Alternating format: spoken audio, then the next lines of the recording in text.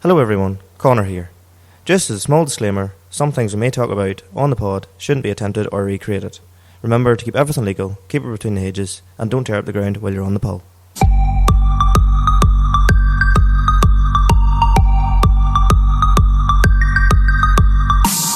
My hands are absolutely minging. What about that? Just It's not like you're like Ricky Bobby and being like this. okay. Do you want to start the podcast? I'm not quite sure what to do with my hands. Well, you never are quite sure what to do with your No, hands. normally I'm doing this here and yeah. You can't sit still, can you? No, You can't. No, I definitely can't. We knew that though. We knew that. Did we? Yes. To be fair though, whenever in the earlier ones, like you knew how to sit still. I To don't a know. fair amount, Maybe it's if you know these what I mean. chairs. I think Since it we is moved here, maybe it's these chairs. It is kind of mad. The stills. Sure, we used to take your mother's stills from That's right, from the house, the kitchen. Sure took us an hour to set up and dismantle the podcast after every one. Ugh. I suppose Between setting it up and taking it back down and all. probably a good 40 minutes anyway. Fuck it. Aye, these probably making these seats was the best thing we ever did. Well, no. Making the seats was the best thing you ever did. Aye, okay, fair enough. Yeah. Because sure, what did I do? Bar go through TikToks and show you stuff and how you back. Whenever we had just reached 5,000 followers, whenever I made these seats on TikTok, there's a video of us talking up in the shed about it. And I was still awkward. Yeah, I was awkward then. I'm Yeah. still awkward in camera now. Like whenever you're, I'm in front of it. Like Yes. and I could see it Asking and yesterday. talking. Whenever you were recording the video, you were helping out with my Sierra video, and well, I wouldn't say it. Well, I suppose I don't know. you'll get there. You'll get there. It's practice. You can tell you've. I wouldn't say I've camera training, but you've done videos before. yes. Biggest thing is opening yourself up to ridicule. People can be dicks. And then you really react to the dicks. I react like invisibly. I react myself. Like I get really annoyed about it. I'll you? not reply to comments on It's YouTube. like as if you've got a magical ball there and you're just going. Apart from that one person who was really unreasonable on YouTube, like I don't typically reply. What was their unreasonable? He told me that the Fate video was a whole waste of time. I didn't actually show them anything they needed to see. About everybody, there's always And going to then he be tried one to say, person. all I'm trying to do is give you helpful advice. And I was like, no, you're literally being a dick. But you're always going to get that. True. Regardless. Like funny, some videos I've seen randomly, like the first 5 comments are just, I think what could be like obviously fake accounts or bots or whatever they are, being like, this is fantastic content. Thank you for making my life better and all this carry on. You know. I suppose that's as good a candid intro into EP 55. Yes. Hello yes. everyone, EP or 55. folks. How you all getting on?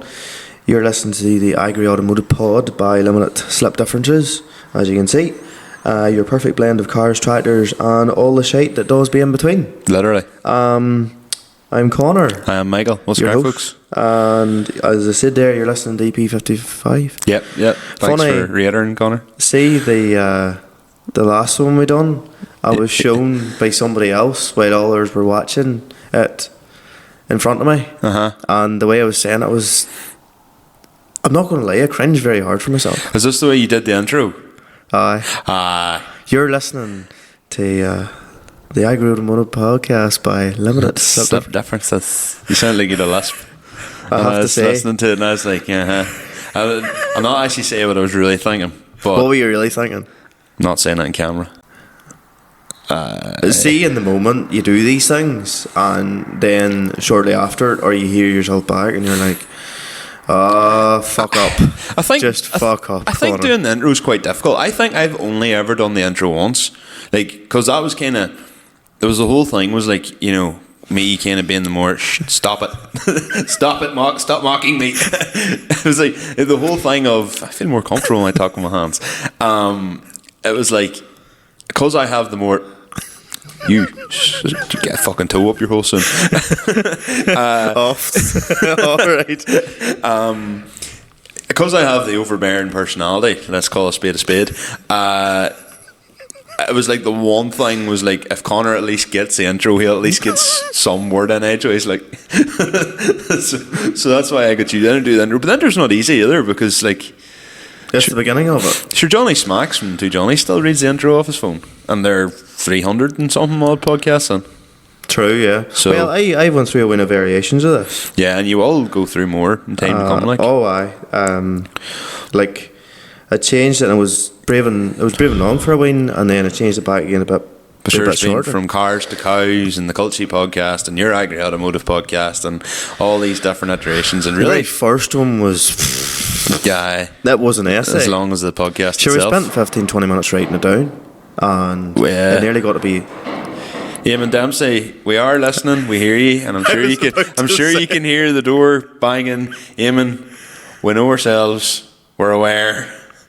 Yes, he'll get around to it. We'll get it sorted at some point. stage. Again, every time I go into fucking Facebook, it's like, That's why I screenshot them You've all and been- sent them to you earlier. I know, but sure, I'm awkward like that. Maybe I will just actually go back into The what you did. WhatsApp. I do that because I will explain in a bit what the whole crack is with that. But Connor, do you want to kick off with what's new in the last 2 weeks? You've been a busy man. Maybe you Just been busy with work and set everything the else. scene. I know you can't really talk a lot about it. No, well, just been busy with work. It's like anything, we keep our 9 to 5 Yeah. jobs out of it, and we don't want and don't Well, mention yours it hasn't about been a it. 9 to 5 now. The last. Well, every day, obviously farming, not really 9 to 5, but No. it has been right and busy. We had a period of time there we had no cows calf, so we had like 3 weeks or something, or 4 weeks, and there was no cows calved, bit of peace. You fat milk cows and get through them a bit quicker, Yes. and then it's like anything. One cow decides to do it, and then And then they it's all as go. if, and then it's like, just Maggie, is it your turn? Well, it'll be my turn now, and we've had Domino effect kind of thing. 5 there in like 3 days. That's Not nothing mad, like, but it's It's big enough when it's just sort of you and your dad and sort pretty of much. So, and then funny now, I've been just really busy. I've barely looked at the phone all week. What this actually podcast is about, this episode, very good idea on your part. The whole thing was actually originally your idea, but we'll get to that in a bit. Well, I suppose fair Yeah, enough. yeah. Other than that, really, I washed my car, Fair. and it's cleaner now. Okay. I sound like an awful boring bastard, like, but I haven't anything really else to share. Well, look, to be fair, this is going to be a shorter podcast, and if anybody's expecting the 3-hour extravaganza that we normally do, apologies. Like, it took 3 fucking milkings to go through that last one. Well, like, to be fair, so a lot of people came to me and said we'd like them longer. A lot of the people who do listen to our podcast listen to them during milkings, lorry drivers, boys driving tractors, etc. So it suits a lot of people like that. So, like, a long podcast is great if you're heading down to, like, even for me coming up the road whenever I edit podcasts, sometimes, like, I would listen to him while I'm driving. And what? All right. You listen to them when you're driving. You get at Spotify, you'll not see us, but I've done a thing with my hand, like, yeah. Like, when you're coming up the road, that's why. I regret that when I watch it back. Yeah. week's time. Like, you get caught up on it, and I would be listening to edit, so I'm listening, taking timestamps, going, right, need to remove that out there. He said this here, can't say that. Mic dropped out here. Get on that one in a bit. And it's kind of like, it's a good way of getting the time in.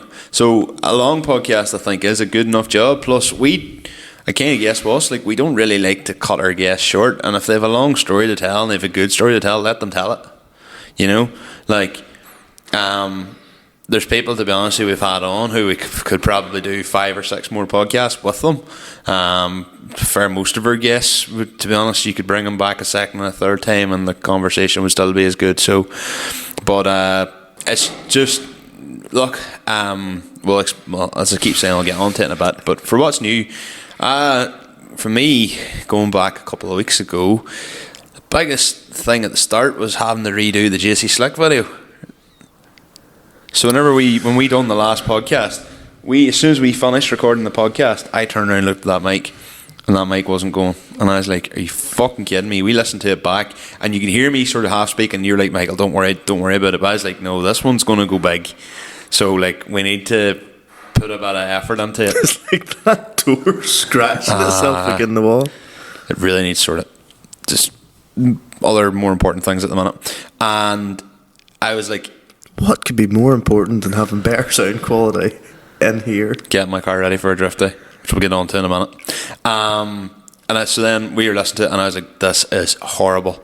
You can't hear me for fuck all. So then I sat in the kitchen, took this microphone I'm using here at the minute to the kitchen. That exact one? Yep, this one here. Took it. So the one I use normally? On guest, yeah. Your guest one, yep. Because I knew it worked. I wasn't going to take that one. And even though I know it works now, but that's definitely on. Yeah, so I was able to. I sat and recorded it and did the same thing I had to do with Seamus McGillian. Listen to the podcast, and when I'm listening to it, try and talk at the same rate and say the exact same thing. Now, the Seamus McGillian podcast, genuinely, you would have struggled to have heard a word of difference unless I told you, because I recorded it sitting on this chair here with the microphone in my mouth talking away, and I had the same echo. So you have the same room noise, whereas in my kitchen there's no echo, so my voice sounds so different. And sounds a lot better, to be fair. It does. It sounds a lot better compared to in here where there's an echo. Now, hopefully in the future there won't be an echo, because there'll hopefully be a partition go across that and something put across the roof there to try and keep us warm. But we need more money from merch. We need more money from merch before we can afford to buy any of that stuff. So, if anybody thinks we actually make money from merch, sorry, hold on a minute. The way you said that was merch. Pure culture from Anaspec. No, if anybody thinks we make money from merch, do we? Fuck. Yeah, no, we actually lose money. I think so. It's advertising. It's marketing budget. That's what I tell myself. Advertising marketing budget. It's the podcast marketing budget. A thing. Oh, if you work in a big company, aye. But are you trying to say we are like a PLC? No, but I'm just saying that's what a PLC does. Now PLC's marketing normally generates leads, so normally it makes them money. But as Gareth Galt once said, that if it has wheels or a skirt, it'll give you problems. Yeah. If it has a fucking mic on it, it'll also give you problems too. I found that out too. But so anyway, got that all done, and that was hectic because we recorded with Jason on the Wednesday night, and I was by Friday night I was said I had to be. So we recorded ourselves on Monday night. Tuesday night I was working at something. Wednesday night we recorded with Jason, and then Thursday and the Friday was just hectic to try and get the whole thing re-recorded late nights because it was Valentine's weekend, and I promised Becca that it would take somewhere, and I didn't want the podcast to take over because that would just be not fair. I I dedicate enough of my life to it as it is, so getting that all sorted was absolutely mental, but we got through it. So no, you got through it. Okay, fair enough. Because there's fucking no point in putting me in the retrospect, because it was all yourself in regards to the effort and that. Well, that's what it is. And then went to Germany for work. So I was away to Germany for work for a couple of days, and then came back, finished the Bora. Bora's now off the lift. Say finished. Brakes aren't really working. I'll get it sorted. Yeah, the brakes aren't working fully. I took it out, drove it. It stops, kinda. So what I'll do is I need a second person. I had the compression bleeder on it, but because it was literally drained completely of brake fluid, I think I need to get someone to it. So I'll just get back or someone. I'll bring it in, put it up, and jack it up each wheel individually. Take the wheel off, and just do every one of them. Hopefully, after that, it should let me away. So that's the Bora sorted, and now the Sierra's on. So this weekend coming, when this podcast's out, hopefully I will be down at Mondello Park, drifting the Sierra. So for Christmas / my birthday, Becca bought me an IRP shifter, which is basically a remote shifting, basically short shifter, but instead of bolted to the gearbox or attached to the gearbox, you attach it. It's a chassis mounted unit. So IRP, you've got cooler works as well, and you've got a few other things, and the way they're designed, they kind of look like a sequential. They're not sequential, but they kind of look like it. And so a lot of people use them, like Andrew Kenna uses it, Lloyd Patterson uses it, Dar Spencer uses it, Dylan Wilson uses it. So like all the big drifters, all like, you know, those boys that don't maybe have a Samsonus or sequential, the boys that are still using H patterns, they're all using them IRPs. So they're a good job. Turns out they don't really fit a Sierra that overly easily. I've had to take the grinder to it and cut it and modify it and make an adapter plate and everything for it, and it has been a balls. It's interesting. I think I kind of reflect on myself a wee bit, and I look at me, you know, from 6 years ago, even 3 or 4 years ago, and I wouldn't have had the balls to have done that. I'd have been like, oh, I don't know what I'm going to do, or I'd have tried to have come up with some elaborate thing to try and make it work. I just went, nope, I need to re-drill a hole here. I'm just going to have to cut that and notch that. And it's done in a way that I know it's still structurally sound. Sure, worst comes to worst, if it's not, it's aluminium. I'll get Ali to gusset, weld a couple of gussets onto it if needs be. So setting that up, as you were with me yesterday as well. So that the IRP shifter is the main thing. We think we might have it sorted now. May have to make one wee quick modification to it. So I might pull the shifter off and get it modified. After that, it's a case of I need to change the spark plugs because I think I blackened them that last day and the car hasn't ran right since. Obviously do a service. This car's been lying up dirty oil, well, not dirty oil, but oil all winter. Service did no harm. New steering wheel. Converting to manual power steering. Putting a manual rack in. Power steering rack does not return quick enough. This is a big problem, and seems to be all the boys in Eastern Europe as well that drift with Sierras all use manual racks. So Craig Brown sent me out a spacer kit as well to give me a bit of extra luck. So I'm not going to rush it if I'm bait. I'd rather the car there. So we'll do it step by step. But the steering rack could be like, I think I'm going to do it next, and then I'm going to do the camber at the rear. Because there's obviously too much camber at the rear, need to fit longer studs, but that means I also need to get extra spacers, 15 or 10 mils or something, so still a right bit to do. It's not like some other boys where the car's still not half built and not running, but none of the time them boys have, unfortunately. But I'd say there'll be a few late nights this week trying to get stuff done. So that's the Sierra, and then once the Sierra's done, I'm going to pull in, well, we now have the Cavalier ready to go to come up here. So we need to pull everything out of here, get the Cavalier up into here, get a couple more things cleared out, and then I'm going to put the slurry tanker into the shed, and I'll hopefully be talking about that in a couple of podcast time, or even by the next one. We'll be getting it done up, getting the pump needs sorted on it, a few extra lines. I'm going to put lights on it, for I have to have lights and everything. I'm fussy like that, and yeah. That's the next plan. So it's all go at the minute. Like, and to be honest, getting this podcast edit in the middle of all, trying to get the car ready for drifting this weekend is kind of a bit. It's a bit of a. I don't want to say it's a bit of a curse, but it's just adding a lot of extra stress, to be quite honest. You're a busy boy, mate. Aye, but anyway, so we'll move on. What's new? I don't think there's anything else really on my list to go through.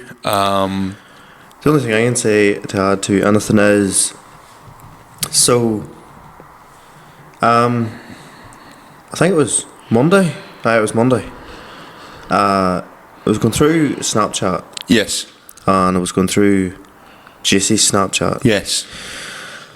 And holy fuck. Yes. At the amount of support, positive feedback from the last. The man's a legend. Episode, like, I never seen anybody like, and I mean, don't get me wrong. No, but not even that. Like, it just goes to show you. Obviously, Jason is a following, but you know, it's a great following, and like the amount of ones that wrote and said, you know what, would you put your fucking phone in silent?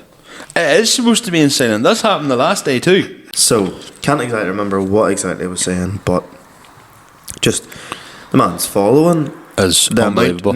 Yes, man is big following, but it's the fact that like so many folk wrote to him, and the best way I can put it is they Find him inspirational. yes, Yeah. like the way we felt after interviewing him and having the chat with him is the way that most people Yeah. felt, which would mean to say that like it was lucky for us that we were fit to have him on to then essentially go through his journey. But you knew quite a few things about the pod.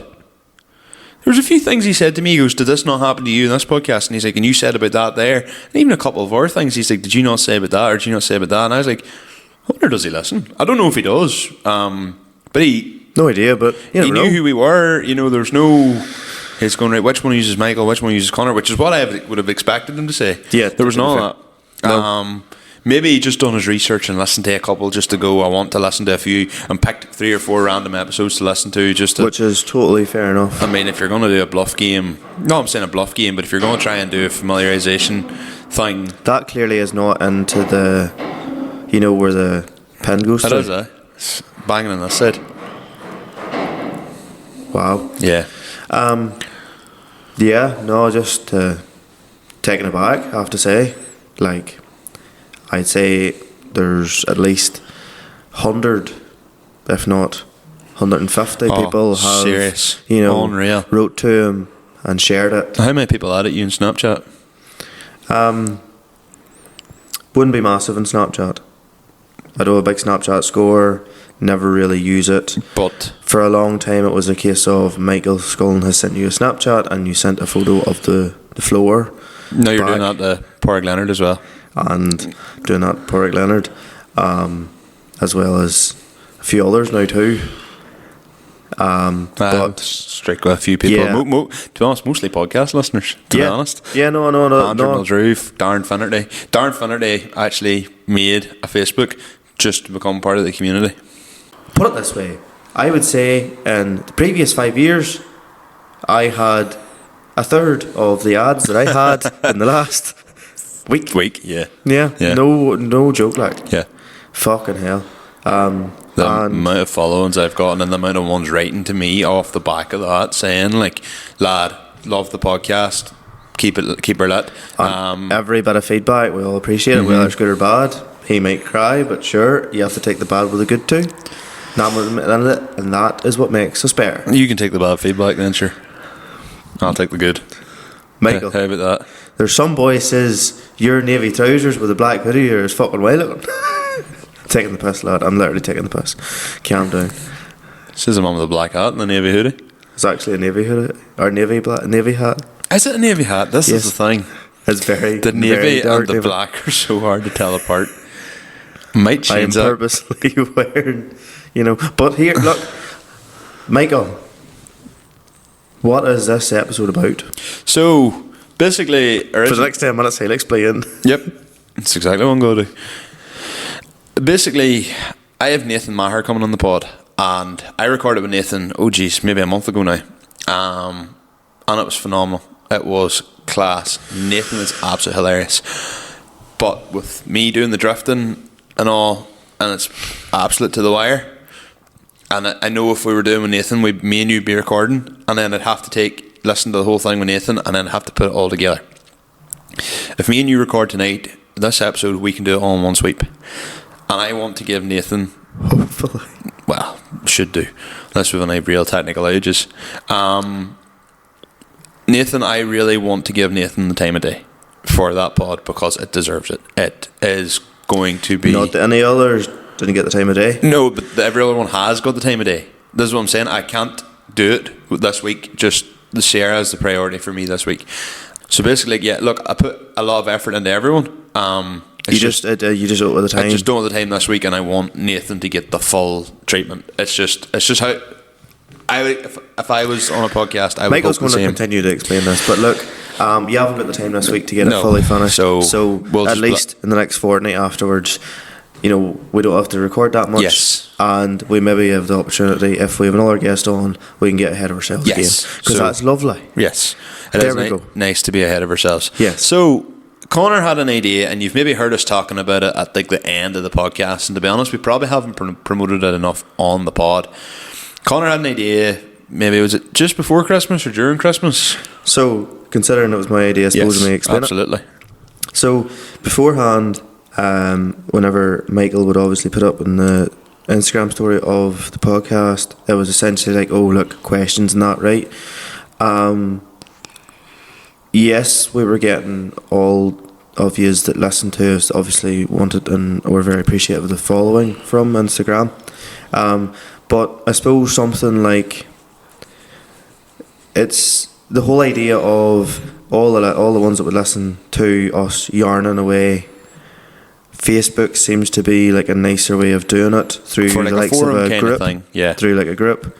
I again some evening or morning while milking sent you a voice note. Look, hi sir, it'd be some job if we create a community, whether it has fucking 10 members, 20 members, or gets whatever number of members it does.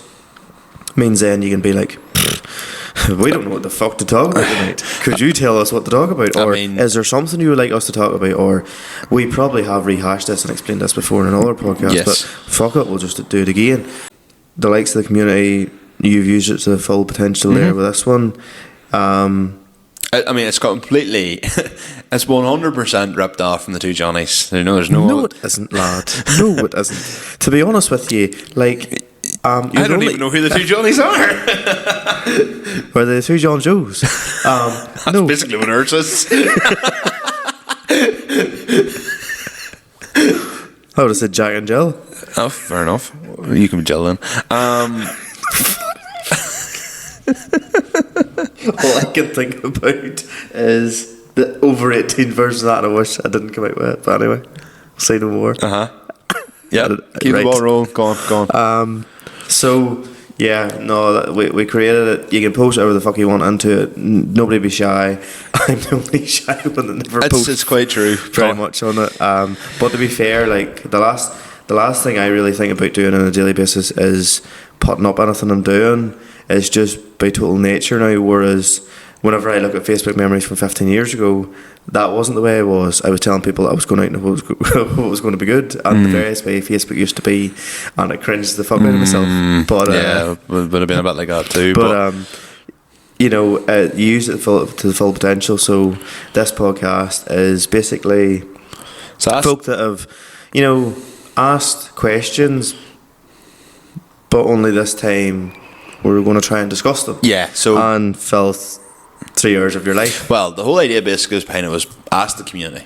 So the community group, as Connor said, is something we set up on Facebook a couple of months ago. Well, not a massive following on it, 270 odd people. That's quite, like, if you put 270 people in this shed. That is true, and a lot of it's past guests. A lot of it's just people who we would speak to nearly on a regular basis, just from through the podcast. Yep, and to be honest with you, some people just write in it telling me to fuck up. Yep. Poor Leonard, looking at you. I already do fuck up. It's so, you know, and you had a lot of like the day one listeners and all where took on to it and posted in immediately. Like Al Dillon, for example, was straight on the ball with stuff. And whether you're spreading slurry, doing grass, shifting stuff, you want to ask a question, to be honest, the only thing I would say is it may not be as useful if you've got something you want to ask or Thomas McBride was looking for like a bolt for a down pipe or something one night, and I was like, Thomas, I know people are helpful here, but it's just not. I don't know if we're that helpful. Or even I think Andrew Muldrew was looking about a lay flat hose pipe or something, yeah, or slurry hose or something, yeah. Look, to be fair, everything is appreciated. It's a good place to, I suppose, chat to us. A good place to chat to each other, because you'll hear us mention names in the podcast as well, like Jeremy Holland, for example, Connor Kelly, people like that who come up all the time in different podcasts, and you'll see them people comment and stuff, and like, you know, it's just a good way for people to mingle and like different bits of lore, I guess, to come together. And to be honest, like the crowd, they've been really, really supportive. So, like, I suppose this whole podcast is basically a walking advertisement for the community. So, if you're not on it, like, seriously, like, please join us, because it is good old crack. Connor doesn't post much on it, like, as you know. I do post the odd. Well, this one time I posted on, you know. So, but yeah, to rehash for probably the third or fourth time, we set up a thing called Ask the Community, which is basically, in the way it was put across was, ask us a question and we'll go into more detail because we've time to fill. So, without further ado, we're going to get into some of them, and me and Connor are going to drag the life out of every single one of these fucking questions. As much as we can, and maybe discuss them, probably going to tangent too. Of course, 100%. So, do you want me to go first or will I? Okay, you have the honours. I do. I have the phone out anyway. So, Brian Miller. Yes. Brian was with us tonight. We were getting my 110 dynoed. Mm-hmm. Brian does the and media. I spent a bit of time after that being like, oh, was I a bit rude to Brian? But Brian's a gentleman. Also into his cars is that MG. Yeah. Which he got through MOT. Didn't think he'd get through MOT with a straight pipe, but apparently he did. So fair play. I think it's all to their own discretion, if you know what I mean, in many places. But that car's quite rare, and I'd say Brian, he's working for Tractor Cap. Well, he's an engineer, but he does the media, like PR for Tractor Cap Specialists. So it's him does like a lot of the media and stuff. So I'd say he's probably got an eye for detail if he's doing that kind of work. So same man would be fussy enough, I would say. So he asked, what's an unpopular opinion you hold that most people might disagree with, either car scene or agri scene? So you could do one of both. So an unpopular opinion. What's an opinion that you have? To be honest, you asked for this and then you explained your answer below it. I did that for the first two, and then you were like, and then I was like, wait, maybe I need to do this in the podcast. Yeah, not now. It's going to be the same answer for the cars. Tractors I wasn't so sure of, but go on ahead. Don't know if it's I don't know if it's an unpopular opinion, but like for me with cars, and we explained this in another podcast. Yes, is if you're going to spend so much money having a show car, like there are folk obviously that spend so much money to have it pristine and all the rest for the shows, but they don't ever drive it. We did an entire podcast on this called Just Drive It. Yes. Do you know who one of my favourite people in the world for this is? It's Jack McGarry. Jack McGarry drives like his R32 Skyline like a fucking lunatic, and that thing is immaculate. I literally have no excuse. Like, my car's not immaculate, and I break and bend things whenever I'm putting stuff on it, and I just don't care. Jack's car, he drives the absolute shit out of that thing. Literally, Mondello, flying by boys for the crack. No bar. Well, I suppose the thing now, obviously everybody has their own circumstances, so like there's obviously reasons as to why they don't maybe. But the way I look at things is, like as you were saying before, like most drift cars could be show cars. Are show cars by the start of the year, and even with some battles cars are still show cars because obviously they're drifting. But even the other thing is like some people that have their car just sitting ready, say for a show, and like SEMA was a perfect example. Mm-hmm. The amount of agri spec jobs to get cars into it, and half of it maybe didn't work. Butcher jobs, yeah. But no, it's just like. Well, I'll give you. I thought about this actually. You know what's interesting is, so first thing you've got maybe say, let's take an E36, right? And you have a 316 and you decide to put air into it, split rims, whatever, do it up, whatever way you go, and people go, oh, why would you waste all that effort on a 316, right? Bear with me. People go, same way people used to do it with me with the 207, and different cars. Why would you do that on a base model Bora and all this or whatever? People go, why would you waste all that money doing that on a fucking 316 or whatever? Right. So you get a 325. You put a 325 cast block engine into it. Put a stainless steel manifold. Stick a big fucking Hulset turbo or something like that onto it. And you end up with something that makes 450, 500 horsepower. Right. But you've your air and your split rims and all that. And people go, why would you waste all that time putting like a big engine into your car and all that there when it's on bikes and it's stanced? Sure, you'd been as well doing that to a fucking 316 if that's the route you were going to go down. So you know what the reality is there, Connor? Fuck what anybody else thinks. Just do your own thing. Well, but that wasn't really. Well, I suppose that was. Your opinion was basically, why would you spend? Your opinion is, why would you put so much time and effort into a car to not enjoy driving it? Whether it is 30 horsepower or 300 horsepower, that's what I mean. Mm-hmm. I understand. What about agriculture? Do you have anything there that you sort of look at? I suppose for me, now having been a lot more involved, obviously, on the home farm. Yes. Like, I would say there would be farms out there you would go to. I definitely have said this before. And for instance, you know, you would have certain facilities, but a new Jeep, a new tractor, a new car, etc. Yes. Sitting there. Yes. I'm surprised more farmers don't.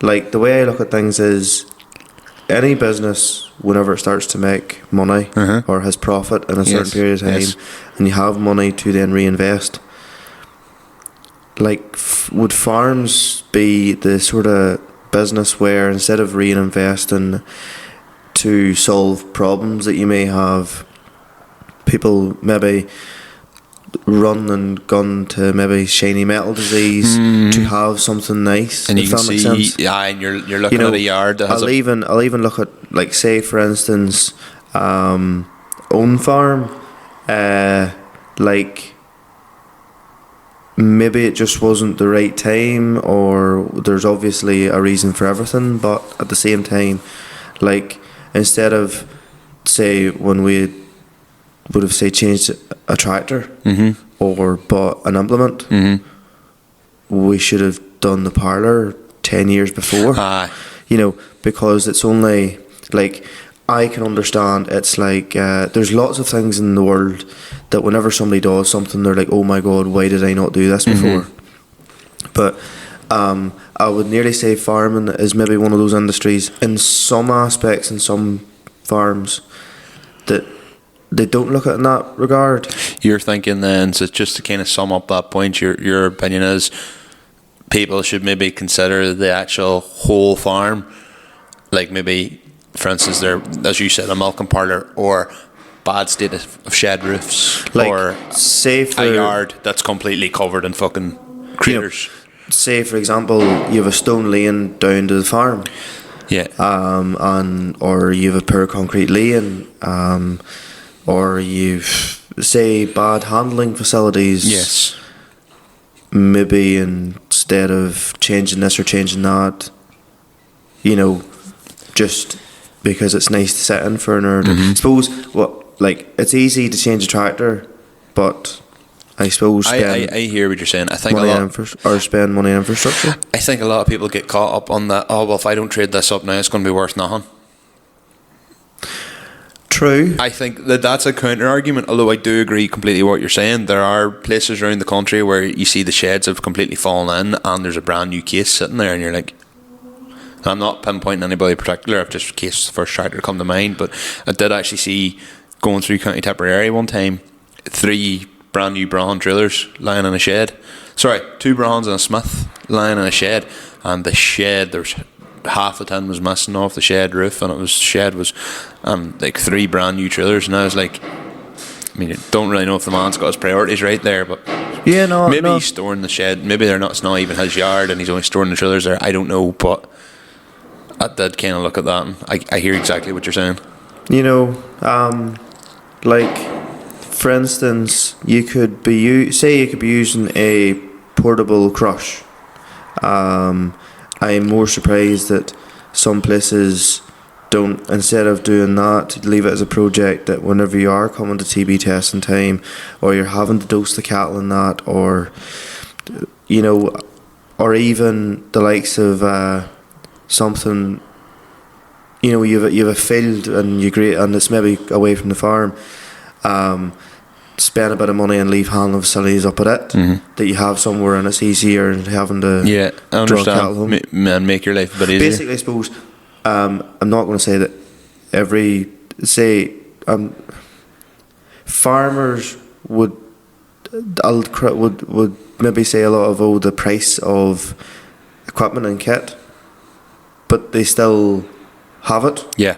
Obviously, there are pretty much all new stuff is obviously in finance, and it costs a ball of money and all that. And obviously, some people have to change up, and that's just the way things are. But just it's my own opinion, I suppose. I suppose we're allowed our own opinion. What about you on the agricultural side? I hate sheep. Oh, well, I fucking hate sheep too. I hate sheep. Just simple as that. I hate sheep. Why do you hate sheep? Sheep. Sheep. I don't know. Just never. I've never worked with sheep. Never had anything. There's no logic with them. Nope. You see him just running along the roads, and it's just like, does your farmer know you're out here? Like, you'd be driving out, like maybe between like Dungiven and Draperstown, out over the Burn Road, and there's sheep just literally crossing the road in front of you. Like only I'm going slow enough because I know there's sheep about here. I'd have wiped you out. Like, they just have a death wish. Sheep want to do two things. They want to break out, and when they break out, they want to die. And that's it. Like, yeah, they're just like they're like lemmings, but in cloud woolly format. Like, to be fair, having gone through my point, I'm like, Jesus, I hashed that out very slowly and all that. But I get why, because we're obviously trying to make a bit of a.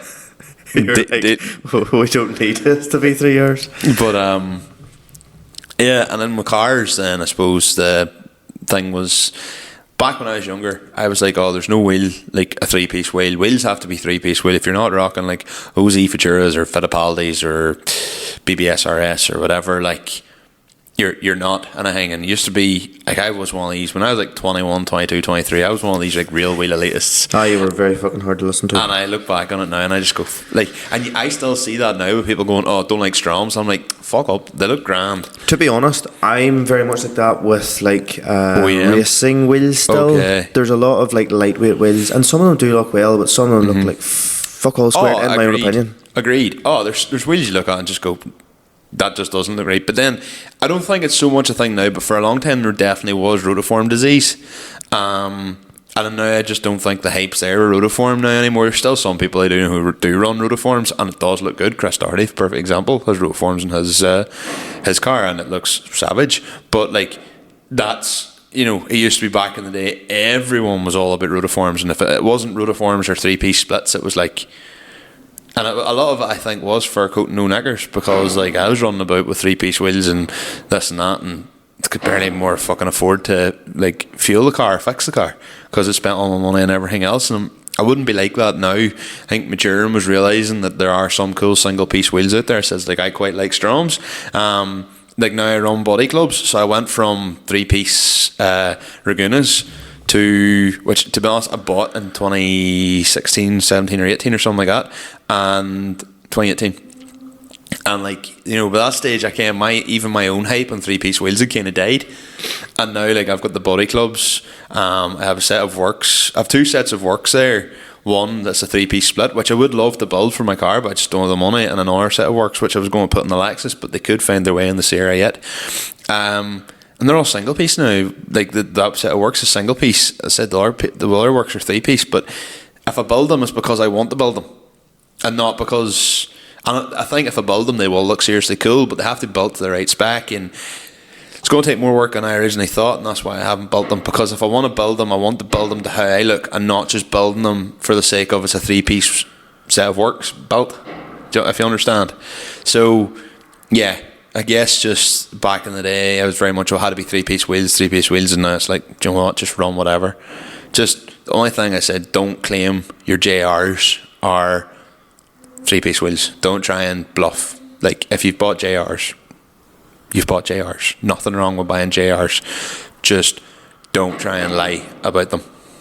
Like, don't lie and say they're this when they're not. Some people have to fake it before they make it.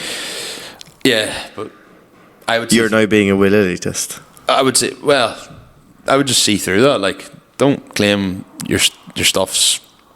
Because a lot of people bought directionals because and stuck Volkswagen centre caps on them. Yes, I agree with that. A lot of people did that. I didn't really think that was worth doing, but like they were the CVTs and stuff.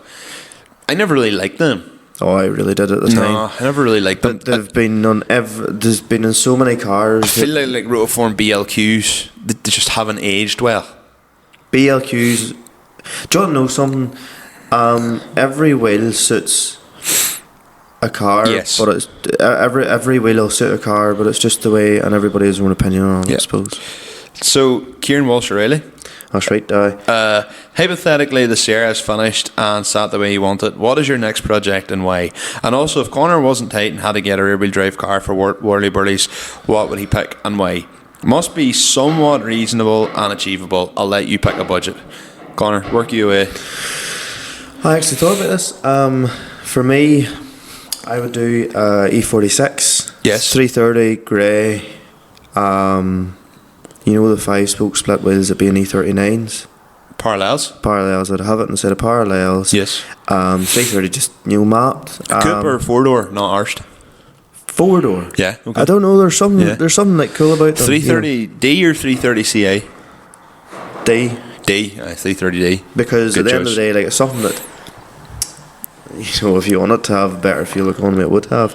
But all the power He's in the being world, tight again, Kieran. I suppose. Fuck off. I don't know. I just That's think a there's. very, very strong choice, may I add? What do you mean? It's a strong suggestion. I think that's a really good suggestion. Like before I looked at it, I thought 350, and then I went, don't know. There's something just. They look class when they're lowered, like on parallels, as you say.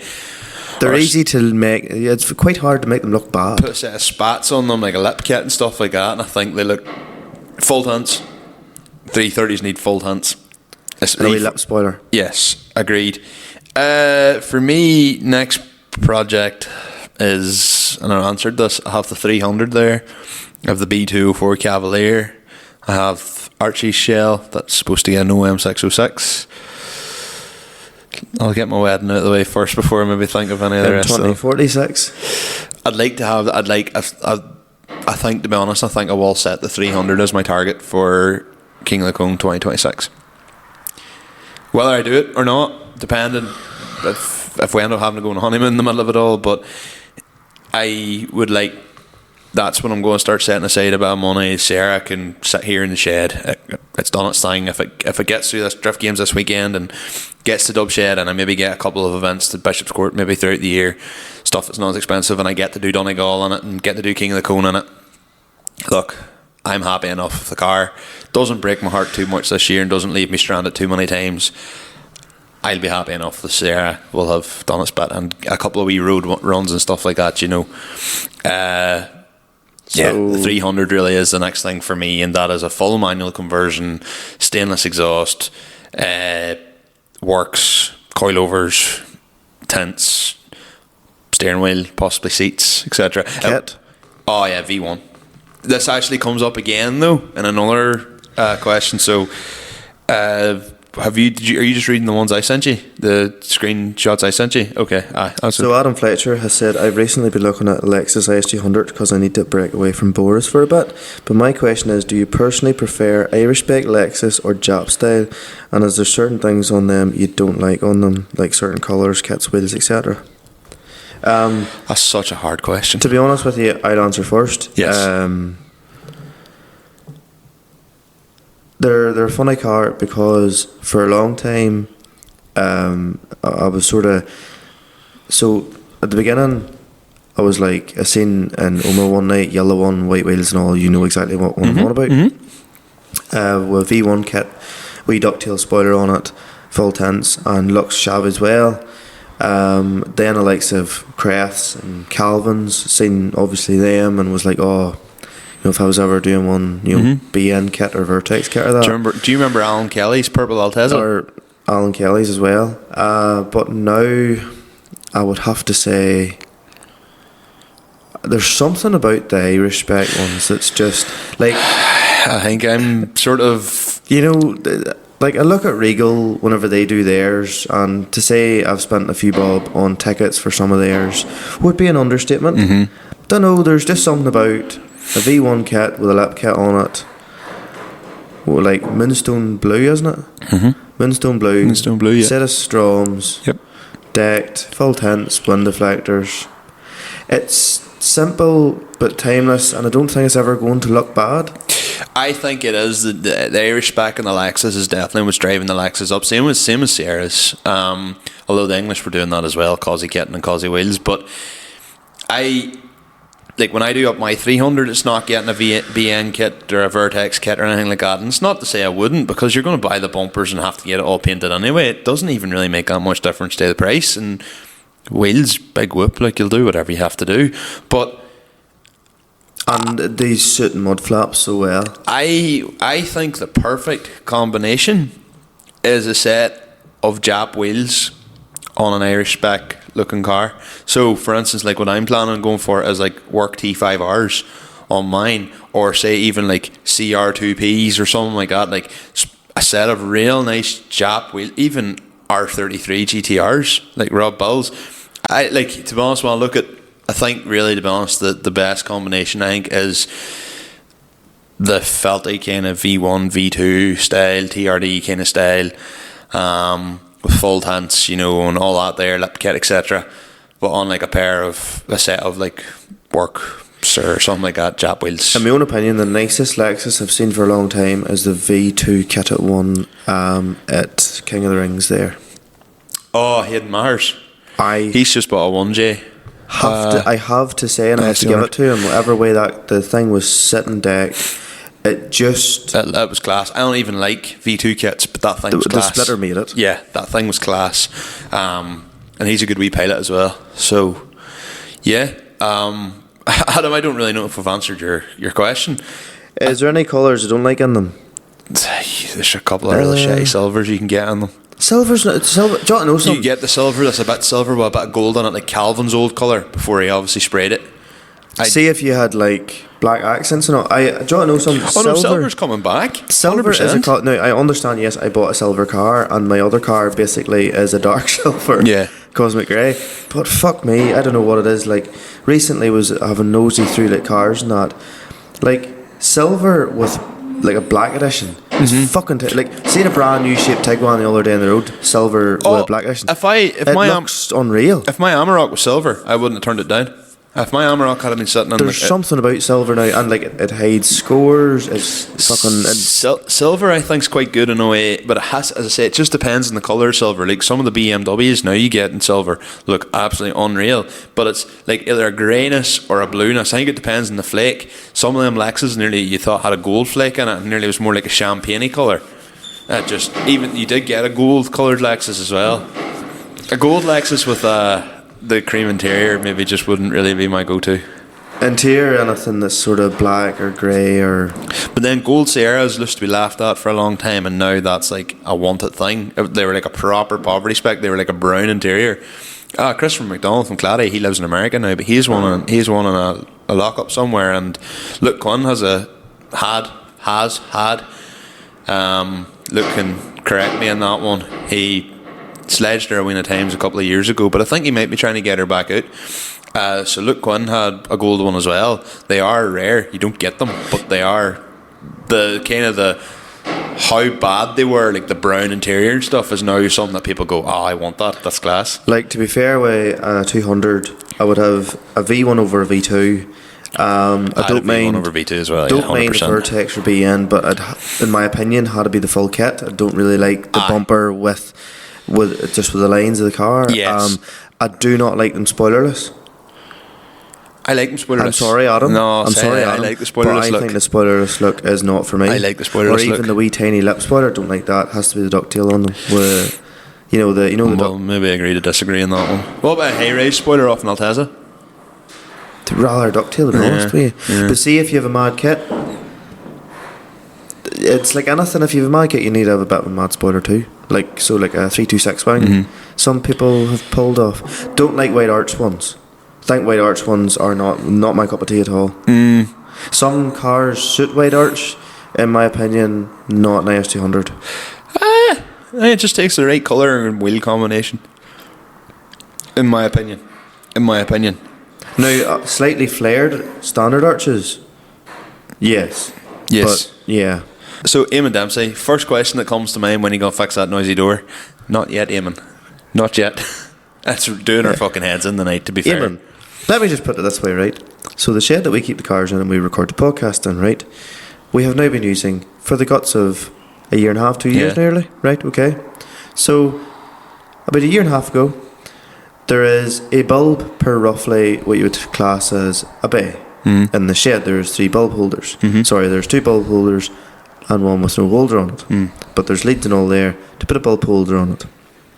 Michael, I was saying, oh, you have a bulb on one side, you have the LED lights and all to shine so that we look back pretty and all that, carry on. There's a bulb holder down the far end. Would not be better to put a bulb in it? No, it doesn't work. You sure it doesn't work? No, it doesn't work. Well, then I had the massive and, believe it or not, bright idea that we try a bulb on it. That we would try a bulb on it. I was like, Michael, do you have one of those real good LED bulbs that you have down in the other shed, which again was fucking black dark for 2 years, and he refused to use it. Right, so the light bulb went off in Michael's head, and we brought the step ladder up. Michael got up, put the bulb into the bulb holder, and we had light. And then the best of it was he had the audacity to say a week later, you know, dollar bulbing up in that shed's a great job. Yeah. But just before we go any further, also, anytime Michael is working in the car, his phone that he's currently using in his hand there now is fucked. Between him dropping it and everything else, and he always uses the torch from his phone. Yes. I have been at him for about 2 years. I've even borrowed a head torch of mine to him. Why you don't get a head torch? Oh, I have one lying in the house, lying dead. I know I had them lying as lifetime. They keep all lying and then they break. Oh, this'll do grand, this is grand, this is alright. Bear in mind that the shed was fucking dark for 2 years because he wouldn't put a bulb in it. He eventually did. So then he was like, you know what? The other day I bought 2 head torches. And now he said, they're a savage job to be fair. Great job. Such a good job. Yeah. How does Becca put up with this? She probably is like, you know, we could do with this, that, and all. You're like, yeah, it's grand or whatever, and then you do it, and you're like, that's like the best life hack ever. Yeah, yeah. Aye, that's just me. Aye. John knows something. The door will probably be like that for 2 years. The door won't be. The reason why the door's not getting welded is 1, the bad weather, can't weld in the rain. 2, your car's there. 3, there's other cars there. I don't want welding splatter getting over any car. Okay. You do have the keys. You could obviously drive it down to the other shed. I could, but there's still the other cars there. Aye, but you could also just put a bit of plywood or something in the way. Yeah, could. Takes a bit of time. Look. I'm taking the piss, Michael. No, it's but okay. it will get done. It's on the list of like so many other things that will 100% get done. Sarah and the story tank are just more important, but it 100% needs done because once it's done, it'll be an easy fix, and I'll turn around and go, "Why did I not do it a lifetime ago?" Yeah, but a handy job. I know exactly how I'm going to do it. Just haven't got around to doing it yet. But I will. Just haven't got around to doing it yet. Yeah, I'll get there someday. So anyway, but he's asking, if Michael wasn't a Fate man and Connor wasn't a Massey man, what Megan model would catch your eye? Then Porrick Leonard answered that by saying, I'm going to go out on a limb here and say Michael would get a later model TM and Connor would get it at 340. Okay. Do you agree with that statement? Well, look, we have to answer differently. I have been thinking about this one, but I'll let you go first. No, you go first while I think. I recently have been looking up, I think if I wasn't a Fate man, truthfully, if we were going like for like, I would say it would be between a Ford 7810 or a Case 1056 XL. Okay. Same 6-cylinder, 100 to 110 horsepower. You could strap turbo to all of them. If we were like for like and it had to be the same size, those are what I would go for. If it was just something else, kind of anything from say 100 to 150, yeah, Porrick's right. I probably would look at maybe a TS 115. Okay. Or like a TM 135 or something like what Andy Hamill has. But to me, the TM's nearly too big a tractor for around here. Like most of the sheds are too low. The Fate just about gets in here. Like if you had a TM, it wouldn't get in there. So you'd want somewhere where you can get into everywhere. And like one of our sheds there's David Walsh landed up in a T6080 one night and couldn't get into the shed. I had to pull the grubber forward. He was born a grubber off Sibbets to go and grub, well, rows of pretties, I assume. And I had to go get the grubber in the feet, pull it to the door, and then he was able to hook on and go from there. So, because he just couldn't get the tractor in. So, probably a 7810 or a 1056 XL. What about yourself? If we're going like for like what I have at home, so yes, naturally, if I had the money someday, I'd love an 8340. And if not an 8340, an 85 or an 8360. But I think everybody fucking knows that, and they'll be like, duh. But for me, if it was like for like for the 6.7, I would either go a 165 Puma CVX. Right. Will 165 Puma CVX not be like 210 horsepower though? Well, my tractor's 180. Aye, but is a 165 not nearly the equivalent of like a 7.718 or something like that? If I was my father and was dealing for a tractor, you would have had a 7. I would have had probably a 7.718. You'd have had the 6-cylinder. To be fair, at the time probably would have been 6.718S with a better spec. Okay, yeah. You know, just a slightly upgraded spec. Dyna 6. Where it was your joystick is on the seat armrest. Aye, yes. When you get used to it, you wouldn't go back. But, or else, a Fendt 720. Right. They're not that big of a tractor. No, but they're just really fucking dear. But money's no object. So, okay, fair. 720. In this case, fair enough, yeah. There's a really, really light cases when I was in England. They are like... I'm not ignoring you, I'm uploading the next question. Quite big, you know, but... Yeah, I would probably do that. Yeah, probably do that. Fence 720, that's a good one. That makes sense actually as well. It's a good size. Or if you're going like for like, it would be a 516 or now a 6. Really? A 620. So a 516 is 160 horse for 4-cylinder. Oh, why? And then at the new 600 series, a 620 would be essentially the equivalent to a 6718.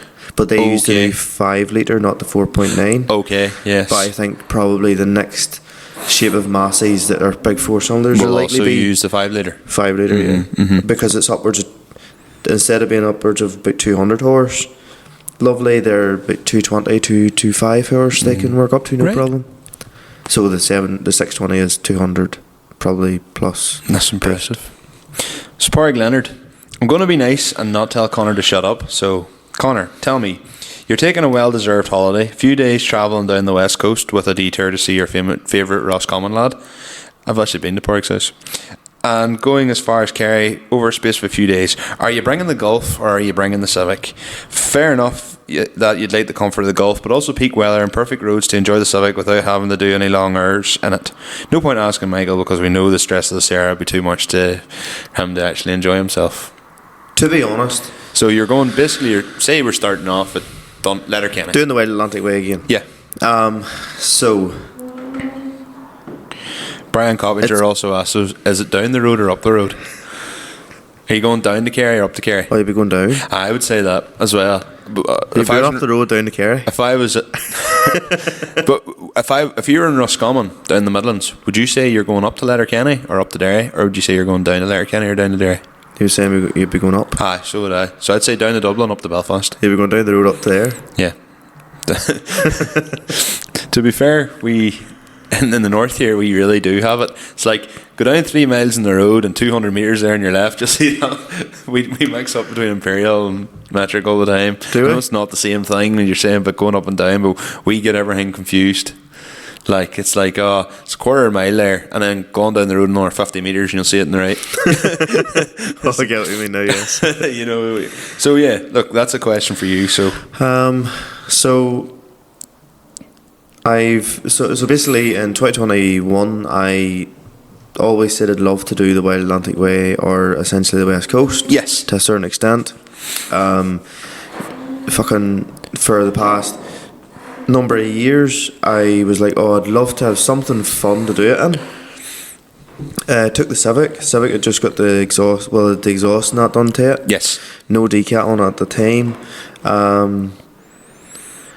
To be honest with you, see if it was for the likes of the Rally of the Lakes, you know, something like that there, yes, I would take the Civic because I think Gemma, the missus, would fucking kill me because, to be fair, that girl put up with... Now, she wouldn't say no to it, but, like, you know, she did put up with it, you know, back then. Like, the thing about the Civic and the Golf is, like, the Type R has done me well and has, you know, like, she did actually let me down on that trip at one point, or nearly let me down on the way home. But, like, she was fun. But see, whenever you are doing like a 5 or 6 hour journey in her, you know, the drone does get a bit old. You have that whole thing in the back of your mind going, you know, I'll be putting crap petrol into her, and now that she's got Honda data in her, D10 meant to not be great for them, obviously. As I said, fuck up, door. Sorry, we fixed the door, kinda.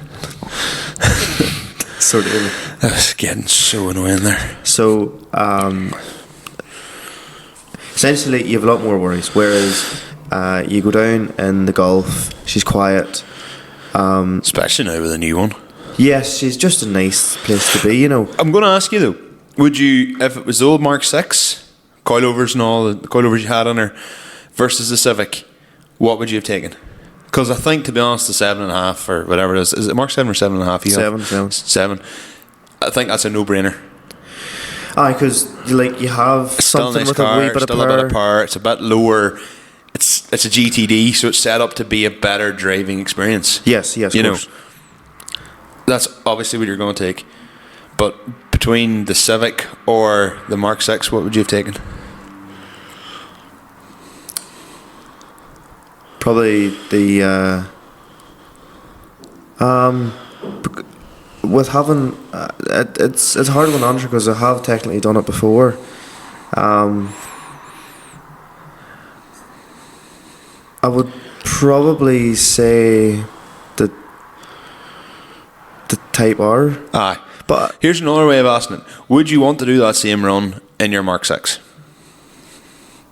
I wouldn't mind it, no. Oh, okay. I was going to say, if you were to turn around and go, no, it wouldn't interest me.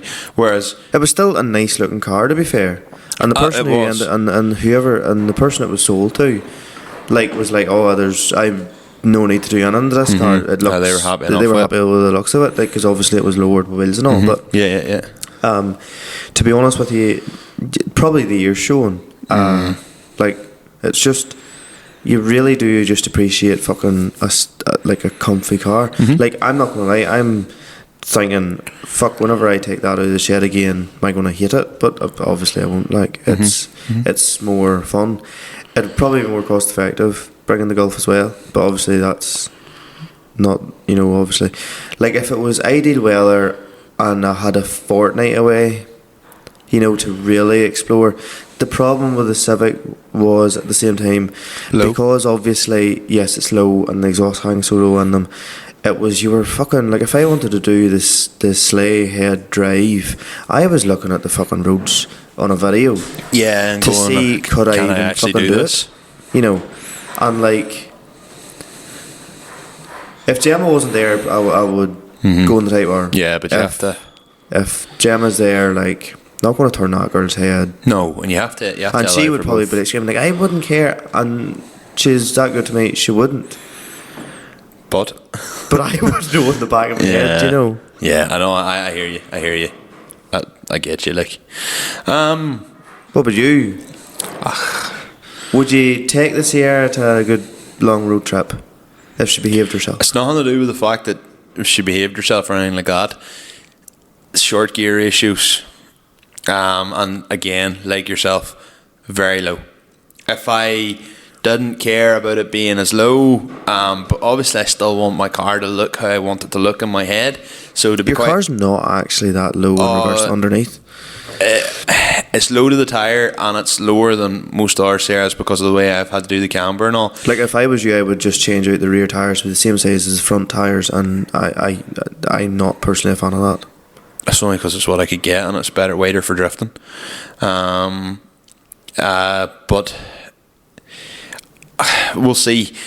I would like to go maybe 215. It's 215s and 195s at the minute. It's too much. It's too much. I'll go 205s all round. But the whole idea was them wheels were going to be coiled off at the drifting.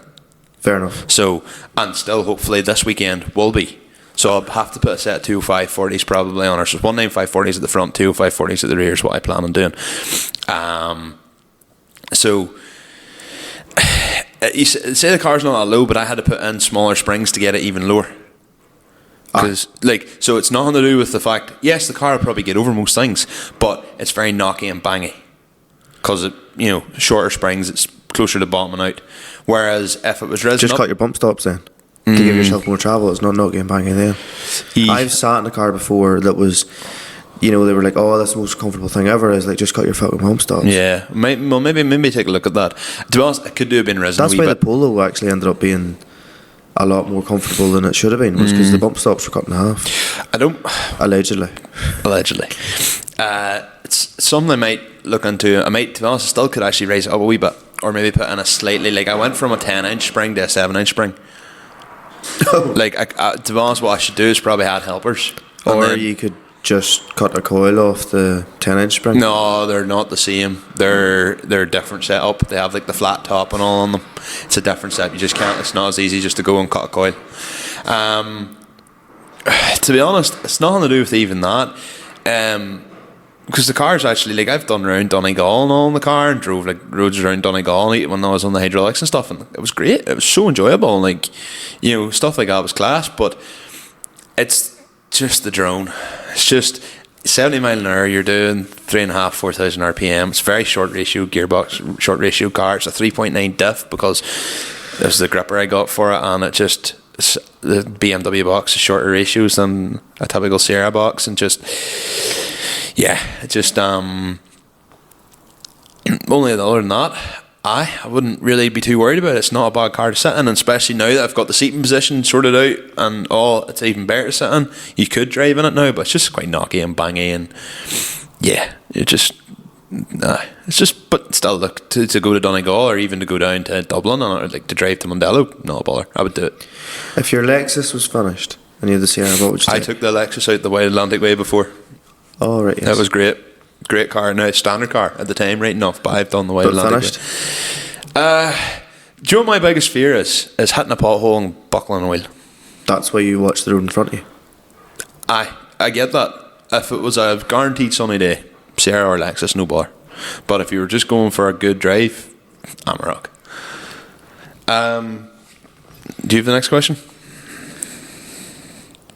Jordan McGarvey, while controversial one here, but is parking over two spaces fine in certain circumstances?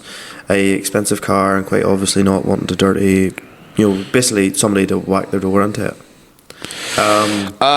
This is why I purposely park away from things. Yeah, I would park out of the road. I'm just looking here at the other thing. Okay, no, it's just it's the answer I was trying to get to. It's just deleted itself. Good crack. I would try and park where there's nobody else at, and to be honest, if it's in a position where the car park's quite full, I know whenever I see someone with two spaces, I'm like, you're a knob. I was trying to get a parking space around Belfast there recently, and there were people in big fancy Jeeps parked over two spaces. And but if it was a nice car you like, if it was a nice car you like a Sierra over two spaces, I still think I personally, Jordan, I'm sorry, but I think that's a knobbish thing to do. But I can't argue that spaces these days are too small, and cars are definitely much bigger. So I drove through a car park there recently in Belfast when I was going to the Lagan-side courts to pay my speeding fine. Can't you just pay it online? No, I had to hand over the phone. You have to hand in your license. You have to send it away because whenever you get points, you have to document your license, back part of your license. Yeah. So, and it was Lagan-side multi or Donegal Key or whatever it's called. And I mean, this was designed when the Amarok was nearly the height of the things, whatever you drive under to go through. It was so tight. You had to take certain, like, nearly 3-point turns to go up parts of the stairs. It was, and I was up near the top. Do you normally drive upstairs? Oh, well, up, you know what I mean, like up the stories, and it was just, it was hectic. And I just parked like 2 floors up where there was basically like free spaces, you know, and just parked like sort of over to the end, like out of the way. I don't like taking up 2 spaces. I would try and avoid it if I could. I would just, if I seen there wasn't that many spaces in a car park and all the spaces there were tight, I would just go to the roof. Yeah, I wouldn't take up 2 spaces. No, I give off that's about people doing that so much. I couldn't do that myself. So here's one. Yes. If you were to go into a job revolving around cars, what would you choose? Highwell, isn't it? Tis but hands-on with tools. Would you be basically a mechanic, or would you go into painting? What do you think?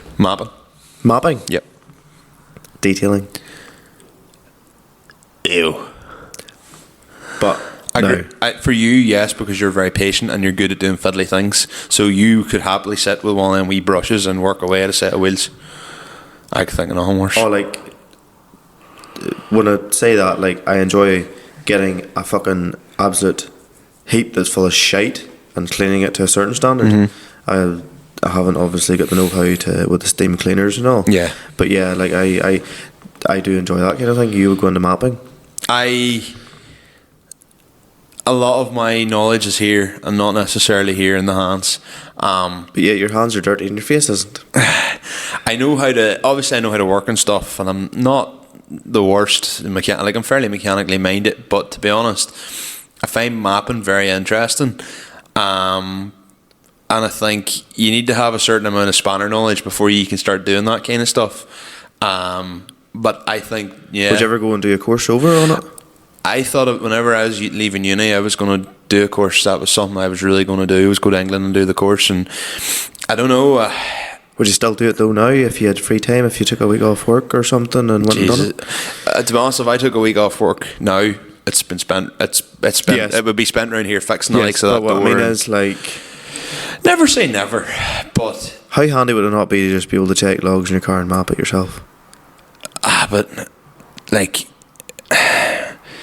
you would want to sort of be to do it right. You'd be wanting to roll and roll, but then the thing is, like, I wouldn't want to be doing what like Bradley's doing or what Lloyd's doing, as where boys bring cars. Like, Bradley's building engines and all too, and Lloyd's doing a lot of that work. Like, I like wiring, but I cannot be arsed with other people's problems. Like, I like fixing my own problems. If somebody came to you with like a Golf or a Toledo or anything like that, no, it wouldn't really interest me the same way. I'd want to be mapping like chasers and engine converted cars and stuff like that.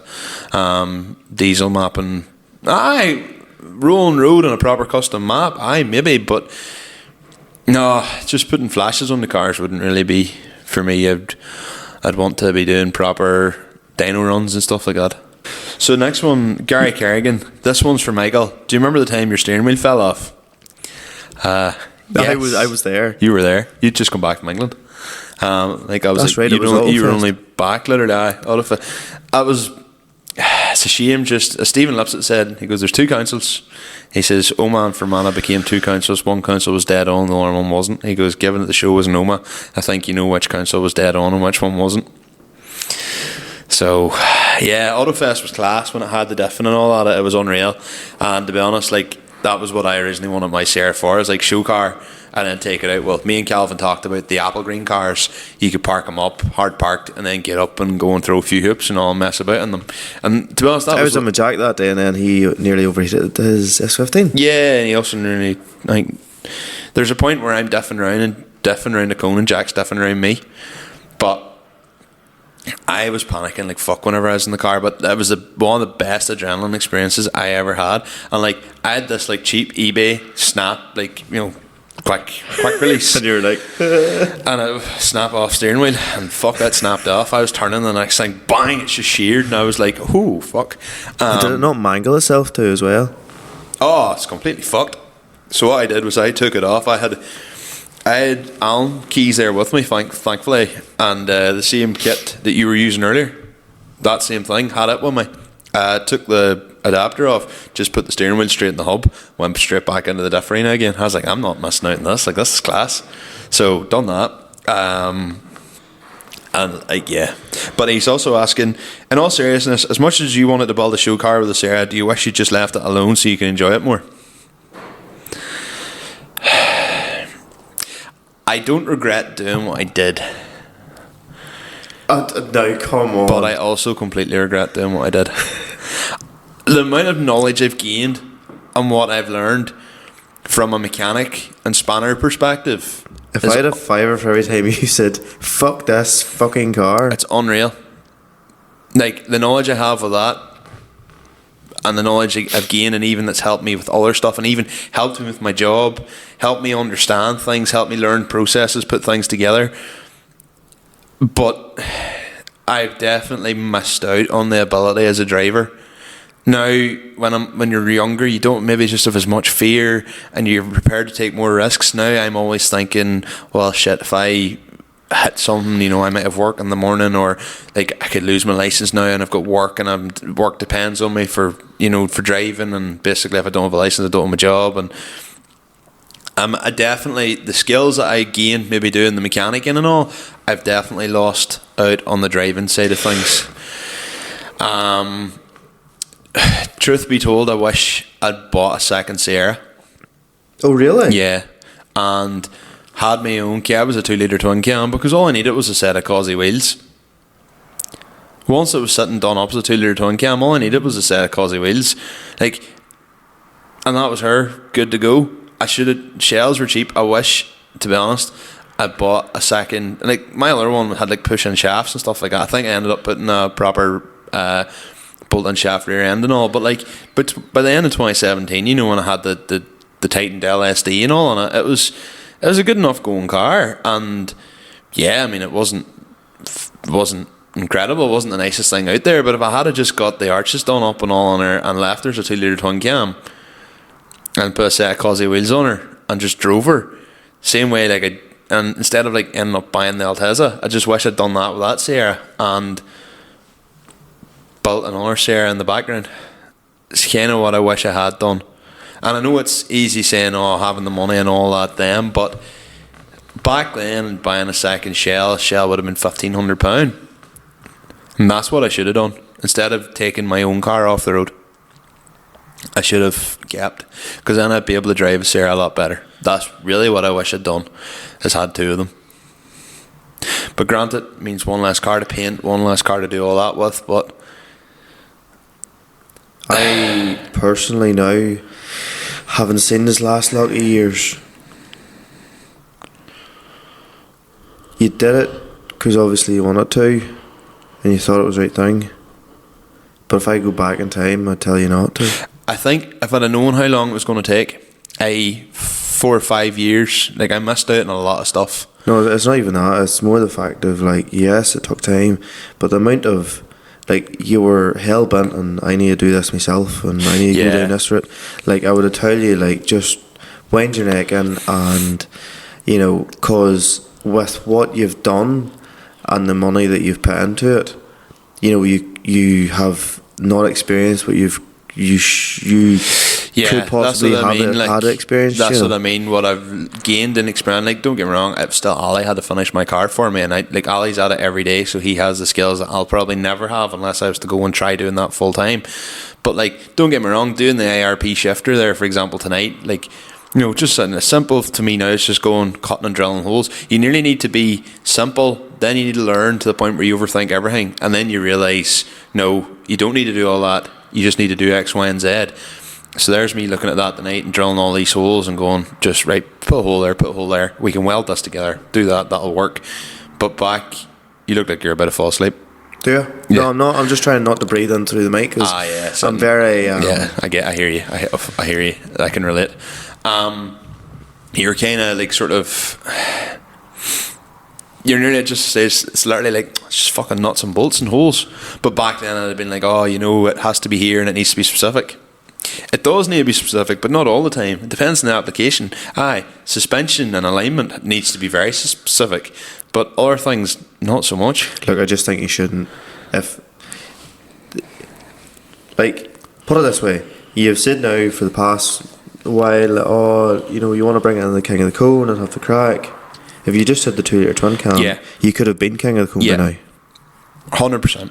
You know, Absolutely. And that is. But at the same time, you might be doing a podcast. You might be, That's the stood thing. where you I've were. enough knowledge gained, I think, in the same time that I can talk about things. And who's to know? Maybe down the line, the podcast opens up avenues for me to go and get into a drift car, or you to go and get into a drift car. For all you know, you could take her in and you could do a good run and end up in the top 16, and I have to fucking video it myself. Definitely not happening. I do want to take her in, and You never know. to be honest, the whole thing of What would you do if you went in and done a good run at King of the Cone where everything just worked, she was sweet, and they went, "You've got a sticker"? go out and find out who the fuck was driving my car, because it certainly wasn't me. No, genuinely. If no, I'm not a good. No, I wouldn't have the no. talent. If you got a sticker, what would you do? I would go and do the top 16, but I would probably try and do a hybrid of trying to do both. I don't know. You'd be like, "How do I go here and video the rest?" I don't know. I would obviously want to experience the top 16, but I'd say it'd be absolutely terrifying. Mightn't be though. Don't know. There's a lot. Could you imagine that? Yeah, there's a lot of incredible drivers out there. Definitely. You're a good driver yourself, but not compared to, like, say, your Danny Tolans and your, like, even but you Michael haven't. Hands and all the recent boys that are going to be Imagine giving. you go to Mandello, you have a good time, right? You get onto the car well and that. Oh, that's the plan, is to do You that. And maybe a never couple of know, you Bishop's could end up courts and going all. into the King of the Cone. But you're going against boys like, look at Keenan Dean there, and Oisin Duffy, Ryan Kelly, boys that be sliding every night of the week. Like, that's the Lexus is Ryan Kelly's daily. He's out in that every night of the week. And a private field or Not yard. necessarily saying he's sliding every night of the week, but he's out in that car. He knows that Oh, car. well, it could be sliding and it's 2 feet, 2 feet. Aye, yeah. Like, it's like Oisin Duffy, Keenan Dean, all them boys that see him. Archie as well, God rest him, was like the same. He was always in the Sierra, so he knew that car like the back of his hand. Yes. And then It was a theoretical thing. you get other boys like Dylan Wilson that are just natural born drivers. Just could jump in your Civic and put it around King of the Cone, like, which would be incredibly impressive. But I would rather he didn't. I've seen a Civic do reverse But burnouts yeah, I mean, before. it'd be class, but it's never going to happen. We can believe, but if I wouldn't be deserving to be there compared to some of the boys that said fuck that. up. If you ended up getting a top 16 number, why wouldn't you be deserving of it? Well, You'd be like, oh, jeez.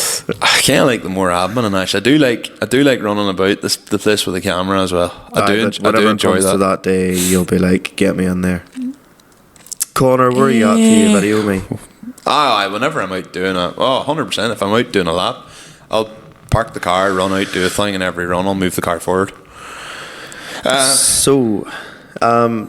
Michael Scotland. Yeah. I know I answered the first couple of questions. Yeah. Yeah, you did. Yeah. With a basic answer. But I might just actually hold off. Oh my god. When I read that, I was like, there's not all the time the light switch must be turned off. But my god, when I read that, I was like, you're silly. You're a silly man. Brian Coppinger says, since the price of renting land hit $715 an acre in some part of Ireland last week, fucking hell. Yeah. What's the cut off for price that's worth paying? Not fucking 715 an acre anyway. Depends what your That would depend pretty entirely. man would be given big money. I've heard of pretty men giving £500-600, but that's mental. Now, I know the return on investment is significantly better as a spud man, but you get a bad year, you get 2023, a year like 2023, you're fucked. I heard probably 350 to 400, and then you're going, because if you count your fertilizer costs, your silage costs, the slurry costs, it's Transport if you've animals on. But maybe then after again, at the same second cut. time, your acre ground there now, you're not getting much below 13,000 an acre, really. And if you put that renting over so many years, you're nearly as well just paying the big rent on the ground. Yes, you're never going to own the acre, But then you get your But you never are but you get your guaranteed. entitlements if you own the acre, but as well. but what? You get the entitlements if you own the acre. Suppose sure you get the entitlements if you're renting it as well. But at the same time, you have to look at it as, Michael rents his acre of ground there. You can't tell me that Michael's offspring might want to farm as well. So if you're paying all your life for the acre, yes, you'll have something to pass down. Yeah. But sure, if Labour gets their way, we'll have fuck all to pass down. Yeah, correct. You know. Honestly, €7.15 an acre. If that's for the spud men in the south, that's one thing. That's still absolutely mental, but the return on investment would be greater. If dairy men are paying that, They couldn't be making any money. That's mental. Digester men, I could see it. Like, there was a while that the digester men were paying a fortune for absolutely every bit of ground and basically just bidding everybody out, and then they were realising that they were getting absolute shit. So then a lot of the boys started testing the ground, and then basically based on what you were getting, they would then deem a value. So say the top ground, they were like, right, we're going to give you £440 an acre, but stuff there's rushes half grown out of it might be, look, we're only going to give you £180 an acre. And £180 an acre might still have been good. I don't know. I would say, okay, look, I'm not really in a position to talk about this as much because I'm not actively farming near to the extent that yous are. Where would you be sitting if your dad goes, there's such and such ground come up for sale, or come up and he's asked us to take such and such ground at X an acre? What point would you just turn around and go, "Da"? Like, you're looking at it and just going, "Da, seriously? Like, why are you even considering this?"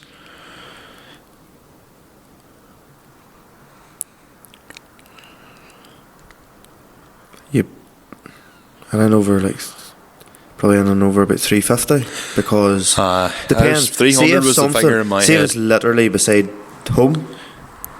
You would pay There's a bit one thing. extra. Yeah, you'd pay a bit if extra. it's further away, Yeah. you know yourself. But you don't know what the situation will be at that time because, like, it's one thing saying that now because milk price and all is reasonable and good, but Yeah. at the same time, every circumstance is different. You know, every year. And I think you need to do a lot. You need to manage your finances in a time whenever your finances, your milk prices aren't as good. I.e., what's your outgoings when your milk prices aren't as good? Then it means when your prices are as good, are better, that's your profit. Well, yeah. Oh, So- here, totally. Ryan McQuillan has said, do you ever miss the D turbos and the felt side of cars?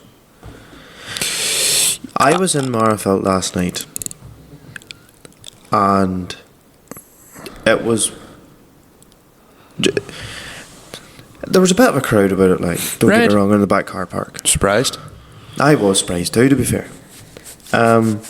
But there's, I suppose, a couple of ways you can answer that. It's always cool to see older school stuff. It is. Now, I think for because- us, there's probably a nostalgia element in that. yes. But now the likes of your 16, 17-year-old, what they are going to class felt spec, more so now, would be sort of, I suppose, more Mark 4 golf. Mark 6s. You know, so whenever they're our age, they're going to be like, oh, you don't really see Mark 6s or Mark 5s about anymore. What's interesting is, now you hear it the odd time of ones who have Mark 4s, but back whenever we came on the scene, like, the biggest thing you would do to your PD 100, PD 130, whatever, even any diesel, Astras for example as well, was the PO. Like, that was the thing. Did it PO? Did she PO? Was that the thing? And you used to go through Marfelt and you had heard Golf, Toledo, and everything was boo, boo, boo, you know. And that was the way it was, and it was like everyone was trying to make a better PO. Now 1.6s and the 2 litres don't PO. No. So now it's all about cutouts. No, not even that. Now it's all about, instead of, like, whenever we started driving and you had like your D turbo and you were screwing her and you're trying to make her go better, they're very lucky in a way now that your 17 to 20 whatever year old person, for relatively reasonable money, can have a 200 some brake car. Yeah.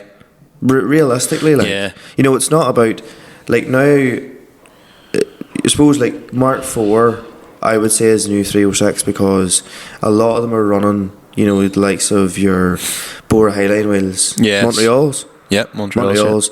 Or you've got Bora your long Sports. beaches Aye, or your long short beaches. beaches, and it's like, oh, she's got dark side front mount, or she's got S-tune bits on her, and every one of them now are probably pushing upwards of 300. Yeah, well, 2.7 anyway. 240 at least, and that's a hybrid turbo, maybe fire rad injectors or whatever. And it's, could you imagine the elk now with all the Mark 4s? Yeah, like the video of the Type R getting ate alive, dusted at the time was like a holy fuck, and then Chrissy Higgins done it in a Rover 25 and it shot the head gasket out.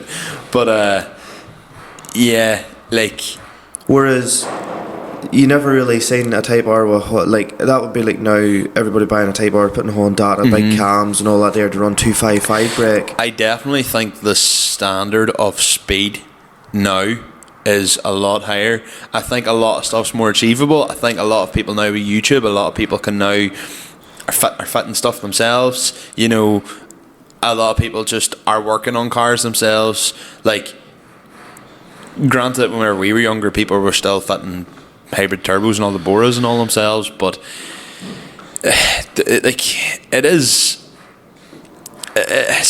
it's I don't know, the caliber of things has definitely improved massively from me and you were on the scene. It's went from low and slow to just power. Yeah, but it's power, and no matter what, like, you don't, to me it seems like you don't really see that, or maybe we're just blind to it, but like, you know, whenever we were going about, like, you had a 1.4 Polo, had a 1.427, Stephen Tom and his 1 litre Corsa. You were more worried about getting her decked. Aye, and like, there's a lot of 1.2 Corsas. Could you map your car?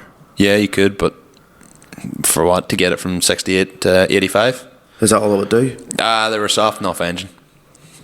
The 1.6s would map a wee bit better. You could map them out to 130, as far as I'm aware. And then there's a fella I know in one of the pages, he was going to put a 120D turbo on it, and he was looking to go over 200, but he never did. So don't know where he's all talk or what it was, but it just, to me, seems like, it's just, to me, the standard is so much higher now, but you don't see anybody driving the smaller cars, or even if they are, like a 1 litre Fiesta, sure, an Eagle Boost is probably, you can get them, they're probably about 140, 150, 180 brake. You know, you can get them up to that. Now, they're known, called Eagle Booms for a reason, like, but, you know, all even like them 1.2 TSAs, 1.4 TSAs, they're fast cars. Well, like, as the question implies, do I love to see it? I love seeing do I ever miss it? There's nothing will make my head turn like a 306 sedan or something like that going past, or a Zara or a Xantia or something. They are cool, but nobody really gave there's a lot of them nobody gave a fuck about for a long time.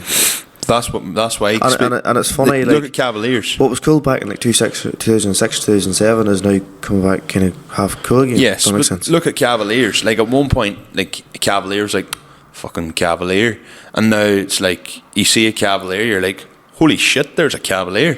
You know, 405s.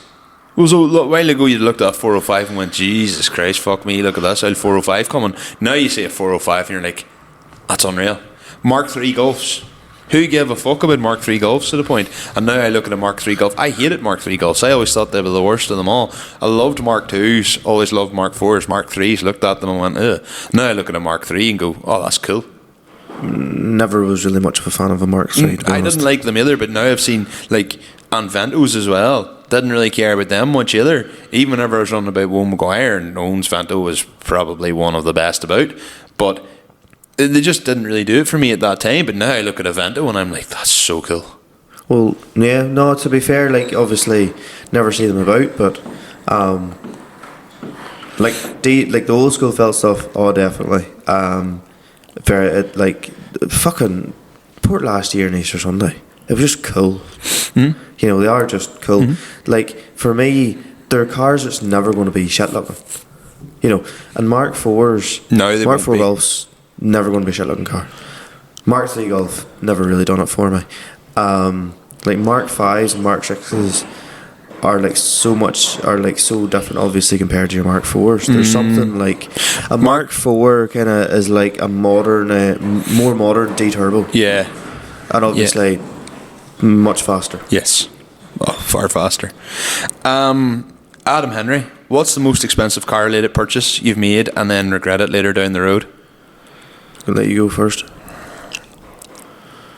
Everything. I think when I actually look through it, to be honest, like most of the stuff, like it depends what you classify as expensive. Like, yes, turbo's expensive, remap's expensive. Have you made mistakes that were expensive? Yes. For instance, I guess one of the most expensive purchases I ever made was buying a non-turbo Saab engine. But I didn't know it was non-turbo, but blew up in the dyno and had to get a new engine rebuilt and do all the work and get everything redone and do a new dyno session. So there, thousands gone down the drain. But I think the most expensive purchase that I've ever bought, that I was like, this just wasn't needed, and a lot of it come down to me just not having a good enough head to think about what I was thinking about. Was the time that I done up the full interior in 207. Really? Yeah. If I had have done it right, like, look, the seats that's in my Sierra, right, Evo 7 seats were worth nothing at that time. I bought my Evo 7 seats for £150. Like, what are they worth nowadays? 600-700 plus? Possible. Like, big money. And, like, they didn't cost me much back then.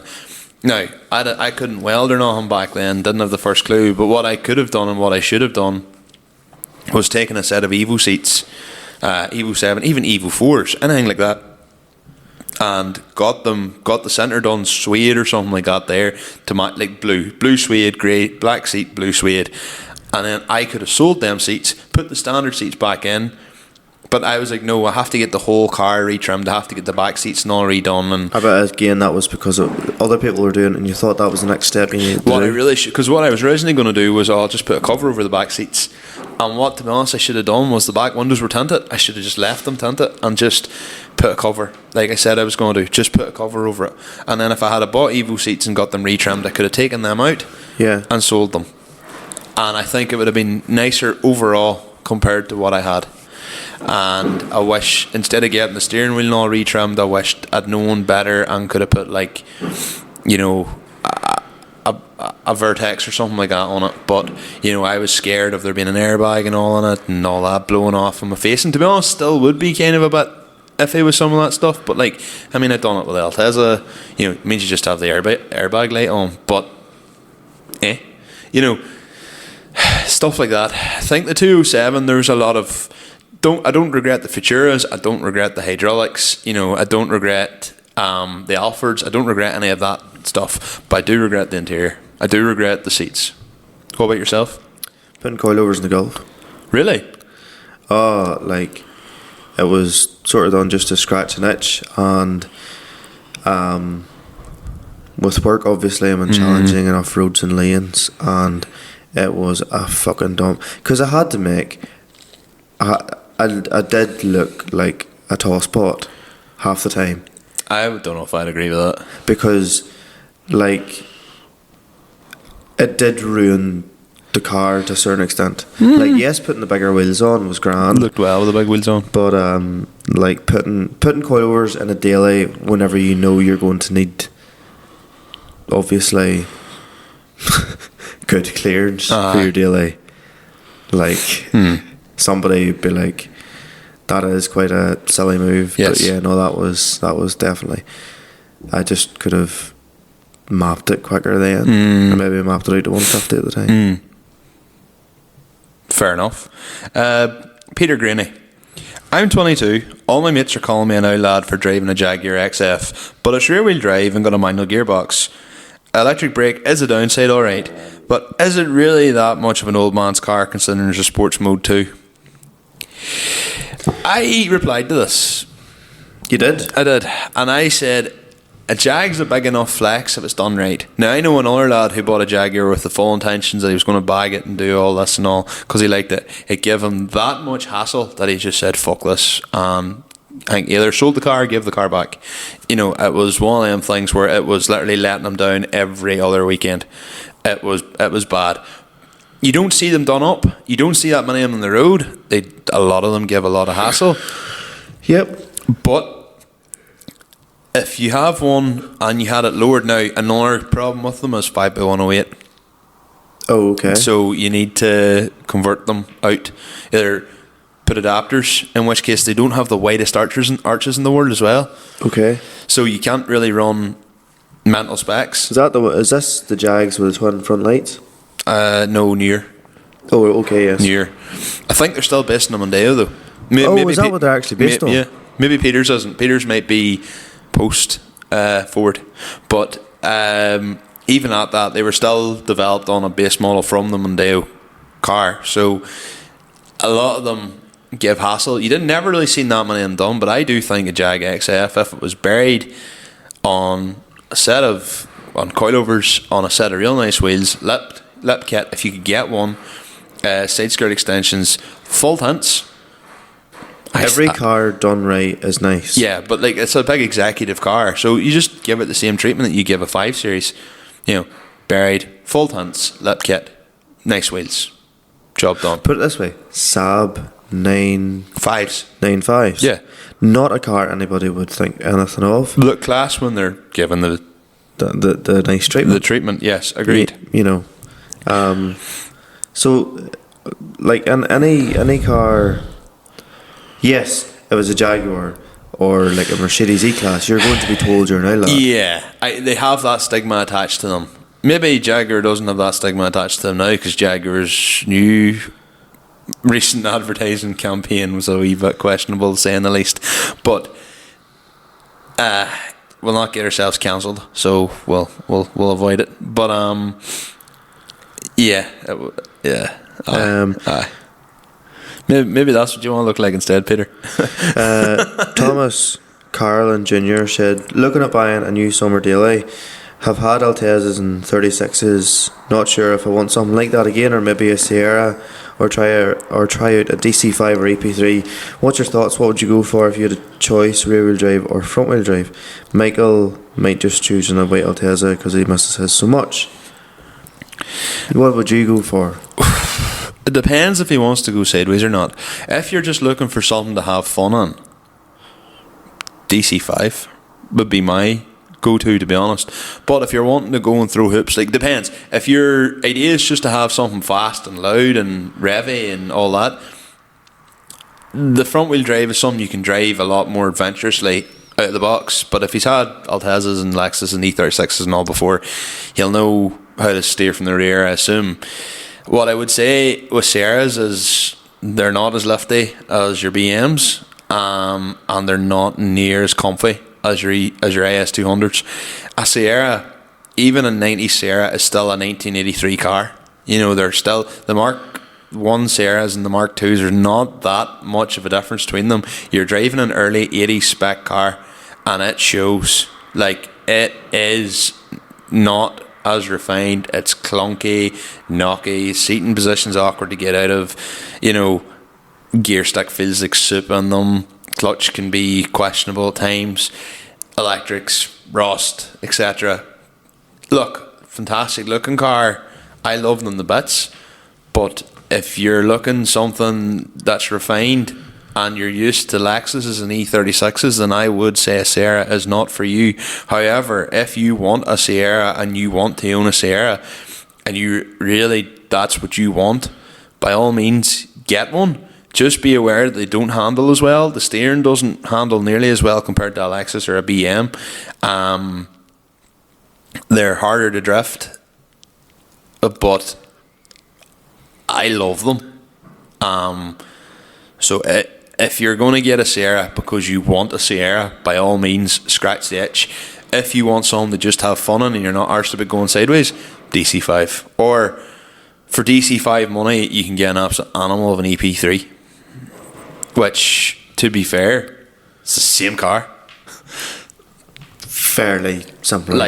Different engine, K20A versus K20A1 or whatever, A2 or whatever it is. Well, JDM EP3 would be the same price as DC5.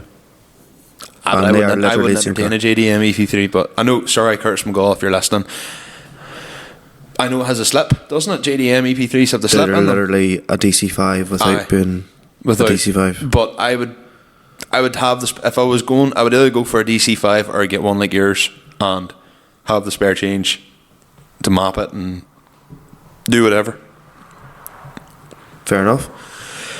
I would do. Sorry. E46 330D, exactly as I said earlier. Mm-hmm. You have Such a solid. You have certain level of refinement. Big 6-cylinder diesel, loads of torque. You can do whatever you want with it. I'll go for a 5-door. 300 brake. What more would you want? You said you'd put a set of parallels. I'd put a set of like 18 by 9 or 9.5 AC snitzers on her. Both wheels look well. Concave ones. To be fair, they pull off 19s really well. Depends. You can also Parallels, not 19s. I thought parallels were 18s. I could be wrong. They also pull off motorsports really well. I'm going to disagree with you on that one. I don't think they do. Do you know, I actually know just an off thing. I seen an F30 4 Series with a set of spiders on it in Cookstown. Not that long ago. Black one. It fucking worked. Really? Michael. It actually fucking worked. It shouldn't fucking work. If you own that car and you listen to this podcast, send me a photo. It fairly worked. Like, I'm not going to lie. Now, I'm not going to say it was absolutely deadly, but I was like, that's a good different. Hi. It's not a bad different. Do you think the wheels were older? No way. Sometimes like older wheels don't look. No way. It's sometimes hard to get the contrast. Like, sometimes I would not put Bore Sports in my car. They look fucking stupid. A lot of boys were doing it to Mark 6s. No, Mark 7s. No. No, I agree. The arches are too big anyway. Yes. You do it for the shits and giggles. It was like me putting the Vulcanes on the 207. But a set of 20-inch TTRSs in my car, you could do it on springs. Yes. With very small tyres. You know, the Mark 7 sits big wheels. But that's what I would do, a 330D. Full tents, 5-door. If you want to go adventures, 3-door. Facelift. I've just realised I've missed a question here as well. I didn't screenshot it. Oh, you bastard. Jack McCahey said, why do you think there's such a big divide in the car scene between Jap car lads and the Euro scene lads? Other than the lads' budgets, the more affordable Jap stuff doesn't seem to be as popular as the likes of the diesel VAG group stuff. I think we sort of touched on this a wee bit whenever I was down at Jack's. So remember I was talking on the last podcast or a couple of podcasts ago about the shed we went to down in Cork? You went to? That was me. Sorry, yeah, I went to Jack. Well, me and Aaron and Jack Wilson. That's Jack Mulcahy. That's who that is. Yeah. I don't know if that divide is something that's as big up here. It used to be back in the days that the Euro scene was massive. Like if you talk 10 years ago, the Euro scene was absolutely massive, and the Jap scene was kind of nearly seen as a beater scene, so to speak. Like Skylines didn't cost that much money. You know, Silvias were cheap. No, S13s, S14s, even S15s weren't big money cars. Boys were buying them, turning them into drift cars. Yes, but why is there a divide? I wouldn't say there's a divide now, because I would say a lot of what's happened is up in the north anyway. A lot of the boys who even went to the show car scene, like with the Euro stuff, just went show car with the Jap stuff. Perfect example, Calvin Kirby. Went from his Jetta, resprayed air suspension, BBS split rims, now in a kitted Lexus air suspension work wheels. Yes, but why do you think there is such a big divide? Probably because the Jap stuff's so expensive now. But it used to be the other way about. The Euro stuff used to be really expensive and the Jap stuff wasn't dear. I wouldn't say there's that much of a... He's saying the affordable Jap stuff doesn't seem to be as popular as the likes of the diesel VAG stuff. When he's saying affordable Jap, see, it's such a different scene down there in Cork even compared to up here. Like, what would you class as an affordable Jap car? IS200, EP3.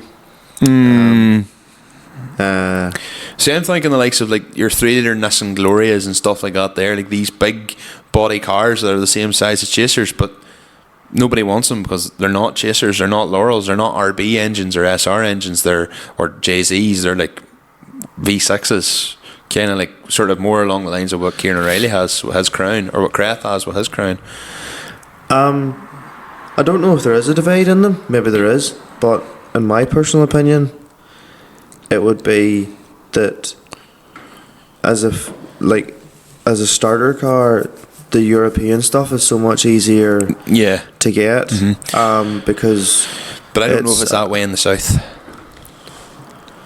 Well, like They have Corolla. No way, they had Corollas and Micras and all the aye, but massive that's things. then, but not now. At the end of the day, like, regardless, you're like Boras and Mark IVs and all are still massive. I think it's. I don't think there's a divide. I think it's just all down to cost and what way you've been brought up. Because, like, realistically, there's people that love Mark IVs for the smoke and the popcorn emitters and all that. And well, if you're in the drifting, you're not exactly going to drift a Mark IV at the end of the day. No, you're but going to buy an S100. you could drift a 330D. My answer to that would be I don't think there is a divide. I don't know if there is this divide now. There definitely was back when we were younger, and the Jap scene was kind of sort of looked at as the yobs. I always looked at it as unattainable. No, but I'm talking 10 years ago when Sylvias were like yeah, no, I know. £2,500. See when Jack at the S15, I was like, holy shit, how did you end up getting one of those? I'm sure it was only like $8,500 at the time. Aye, but still at the same time, $8,500 whenever 10 years ago when you're 20, like back then is the equivalent probably of like, 13 grand now. I agree, but that same car now is probably 25, 26 grand. Yes, but still, like, that's totally unattainable. I don't know, because I was looking at, even like, at one point I was considering either going for an E36 M3. After the 207, before the Bora, I was contemplating either an S14 or an E36 M3, and the S14 was going to be the cheaper out of the two.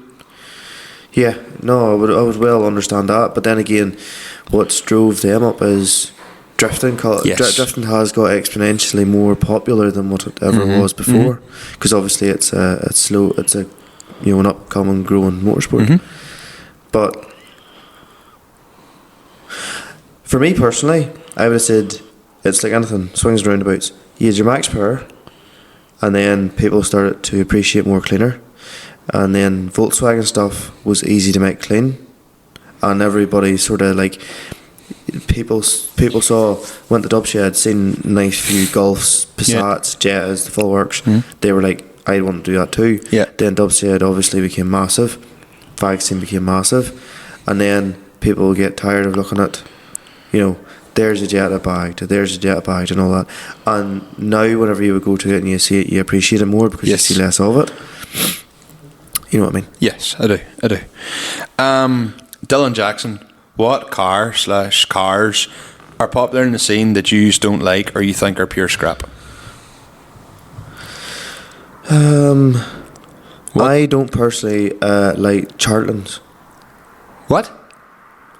What do you call it? Not is it Vauxhall Charlton? Oh, cartons. Cartons. Really? I do not like cool the way I don't like the way the rear arches are on them. Oh, the way they can't hide the. You don't like that? Don't like that. I like no. cartons. Never really was a fan of an Omega. Oh, I like Omegas. I was never a fan of it. I never really liked the look of them. I don't think they've aged maybe as well as some of the rest of the stuff, but an Omega has to be done right, and that's decked on a set of MV6s with full tints. I think if you do that, they look good. What would be a popular car you don't like?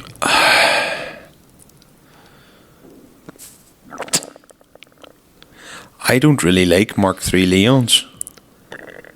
Really? Not really. I've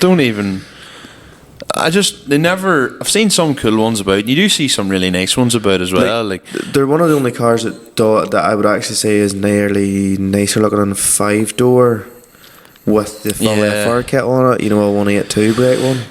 I thought the Mark 1 Leon was nicer than the Mark 2. I do not like BTCC kitted Mark 2 Leons either. I do like them. And see, I do not like them either. And then the Mark 3 Leon as well, they just never.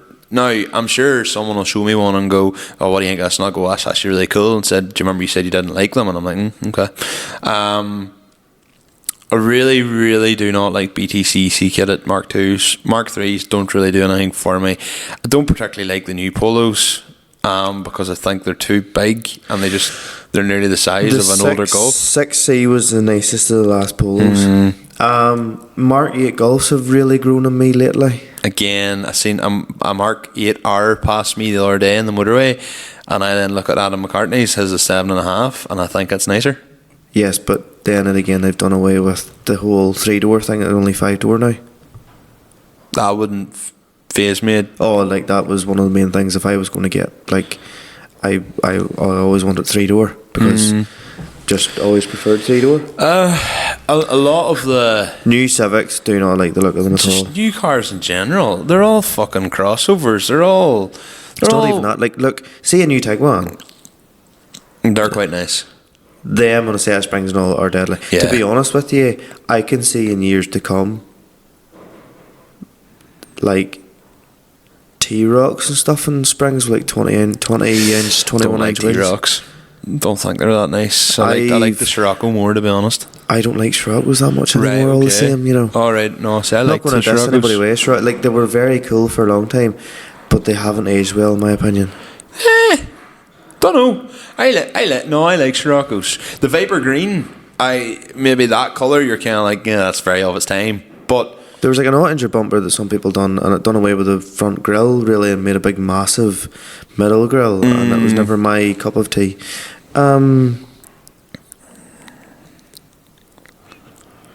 I feel like Mark 4 timeless, Mark 7. Well, I think the Mark 7 GTDs. 100%, they are. In years to come.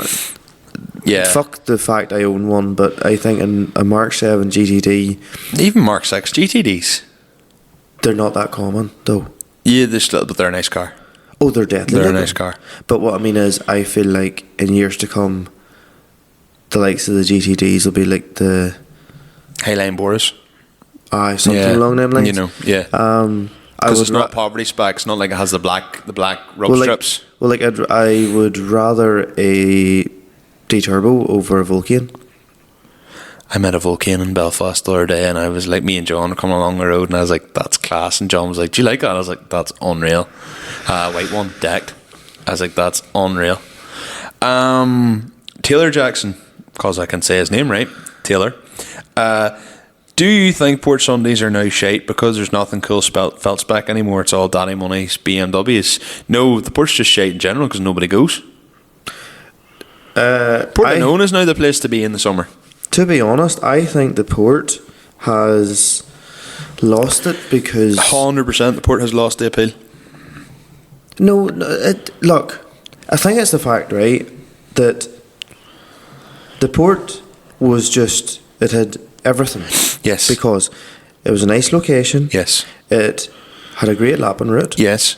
And it was just universally, everybody liked to go there on a nice day. Yeah. And whether you fucking were into cars or not. Yeah, but And people then, who even weren't into cars knew the cars were a thing, and that was still kind of a thing. As well, sure, we'll go and see the cars. But as with anything, the world has moved on a bit, and tourism's becoming more, and we are just a nuisance. Yeah, definitely. And like they'll tolerate it to a certain extent on Easter Sunday because obviously the revenue that is coming to the towns, and the locals fucking hate it. Yes. Which I would admit, if I was a local, it would be a pain in my ass, and I didn't care about cars. But I think, you know, the fact that there has been the extent of people being done by undercover members of the PSNI and stuff. That's where you're sitting going, come on, folks. You know, could Why- you ever imagine going to a meet and stuff and that? Like, the reason nobody really goes is, or the reason less people go is, like, well, I can't be fucked driving 40 miles to be yapped at. Yeah. Because some young fella has been like, oh, you know, I love a Type R or Yeah. fucking I love a Chaser or something, and being like, you wouldn't rev it. I know people say, oh, but sure, you've legal, you've nothing to worry about. It's our podcast. Let's be fucking real here, okay? What's one of my favourite modifications to a vehicle? Full tanks. Are they legal? No. Do they look good? Yes. Can you be a dickhead with full tanks? Absolutely. Limo tanks are fucking The ridiculous. same person is that likely as run about in metro plates. Yes. Are they illegal? Yes. Metro plates. The same that a cop can do for metro plates. Like, I get stopped on my Sierra, and he goes, too loud. Now, to be fair, I have insurance and all done on my Sierra, so I'm fine. But, like, if they want to get nitty gritty, they'll find some. Screamer pipes are technically illegal, you know. So they could do, yeah, supposedly. So they could do me on that. They can do me on maybe no silencer. Now I don't have to have a cat or anything like that because my car's it's pre 2002 and the engine's also pre 2002. So stuff like that doesn't matter. But like, if they wanted to be anal with my car, they could try and do me for camber. They could do me for my plates. Like, I have a really small front plate in my car. Is it illegal? Yes. But like, is it the type of thing that I would expect the cops to do me on? Well, they've done me in plates before, so yeah, probably. But like, should they? Probably not. Is it worth their time? No. Like, now, if someone's absolutely, to quote Jesse Slick, acting the wag, if someone's completely acting the dick and throwing hoops at the bottom end of the Port Prom or in Lansdowne, yes, absolutely, go after them and do whatever, because one person does it and they get away with it, everybody will start fucking doing it. So, by all means, police that. But the likes of your window tints and your metro plates and your like stretch tires and stuff, like, fuck me, like, let that stuff slide, like. But the thing is, they don't. Not anymore. Well, the way I look at things is, I haven't seen many bad accidents and that come out of poorly modified cars. No. I drove about in a car with springs that if I jacked the car up, they fell out. Same. For years. Yes. Done tens of thousands of miles. Yes. Watching the road like a hawk. Because you have to be alert. I actually had to do an advanced driving course at a time to get my insurance better. Uh-huh. And I had a fella sitting in with me who was a driving instructor. And his words with me were, it's quite amazing that you're scanning the road in front of you so much that you know every bump and pothole within a certain degree. Mm-hmm. And at the same time he was saying, the only thing is, when you're going over your speed bumps and you're going over in the middle, put your hazards on. As sort of a thing, like, for people to think, you know. Mm-hmm. Or even indicate to say that you're going into the middle, which is fair enough. Yeah. That was the only complaint he had. And he was like, you know, there's people out there driving totally standard cars and they're more illegal, they're hanging together, flying over speed bumps, etc. I honestly see the ones that never, like, we were younger, the ones that were dangerous, especially, like, you take Marfelt back car park, the ones that were dangerous and speeding around the town were the ones who were in their mum or dad's car and they were standard. I'm not going to name names, but like, back in the day, there were certain culprits who were coming in around the town and they were driving through back car park. It was just like, what are you doing? Like, and it used to be like the way the cars be parked, you used to park diagonally and you can end up being out, and sometimes it ended up nearly being like a chicane thing, and people would be like, people would just have to sort of drive around, and these people were like flying through it. But if the cops were to come in, it's not that car that was going to get done. It was your boy sitting parked up doing nothing with metro plates and maybe a bit stretching his tires. You know, I get you have to police modifications to a certain point, because if not, you end up like in America where you get some real ridiculous stuff. But come on, like there's more important things to life than lightly tinted windscreens and smaller plates than normal. I think in regards to the port, it is through just so many factors, like that. You know, a lot of people don't want to go and get done. Yes. And whenever that's the case, like, and you know, some people want their few seconds of fame and do something silly. So yeah. Final couple of questions. Eamon Dempsey again. I've already asked a question, but here's another. With an LSD wedding on the way, what would be your and Connor's ideal wedding car transport? Car or tractor? I already have mine mapped out. So, my wedding, there's going to be a convoy of us go up to the chapel. Sierra, if it gets there. P100, which I need to put back in the road and probably put in trade plates. Connor's Type R and my cousin's Capri. I'm also having the 110 and a V8 Ford 4000 been delivered to the reception area. So if you hear this in September when it has all gone to plan, then good. If not, well, look. So that is the plan as it stands, is to have the tractors then parked up with the cars, and then when we're getting all the photos, we'll have everybody like standing with the cars and everything, and should be some pretty good photos. And the photographer, he's the fella who actually done my fast forward feature, so he's coming back over with a mate, and the road up to my wedding reception is amazing, and we'll get some really good nice drone shots and all of us all going up. So I'm seriously looking forward to it. Deadly. And there's a real nice long right hander just before you come up to where we're going, and the road widens a bit, so so Mondello is critical, shall we say. What about you? Have you thought about anything? Were wedding cars or anything like that? I also have to know Becca has actually booked a spare wedding vehicle just in case the Sarah breaks down.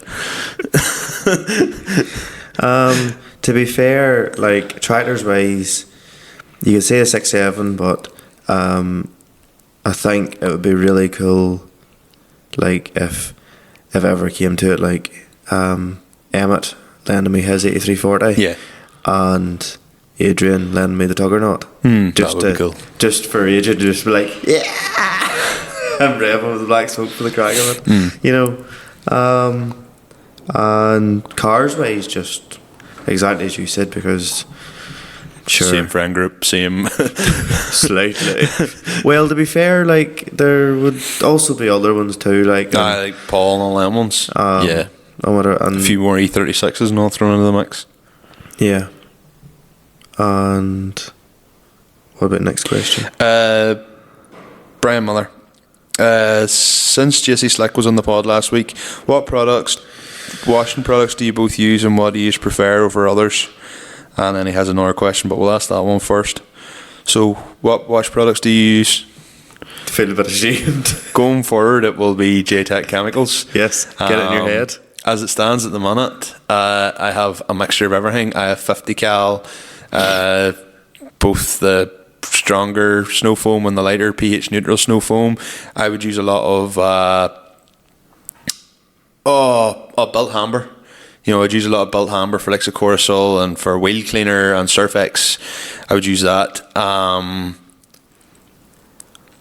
Half the stuff's left me. CarPro for the likes of polishes and glazes and all that. I would use all that.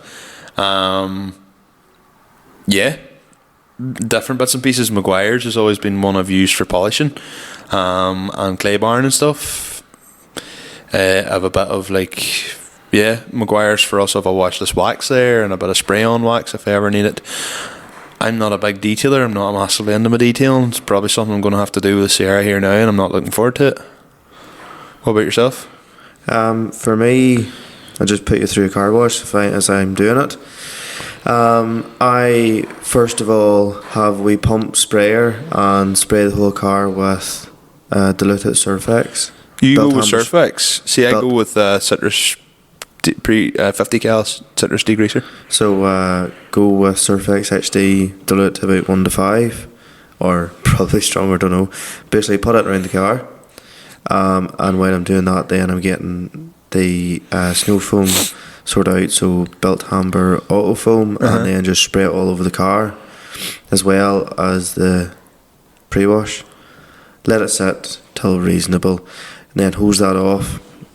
So you would leave the pre-wash on the car while you put snow foam on? Oh, I allow it, because that'll loosen the dirt for you, and the snow foam will help pull. So the two pull it out at the one go, and then my first rinse is the power wash, which pulls off the worst of it. Okay, yeah.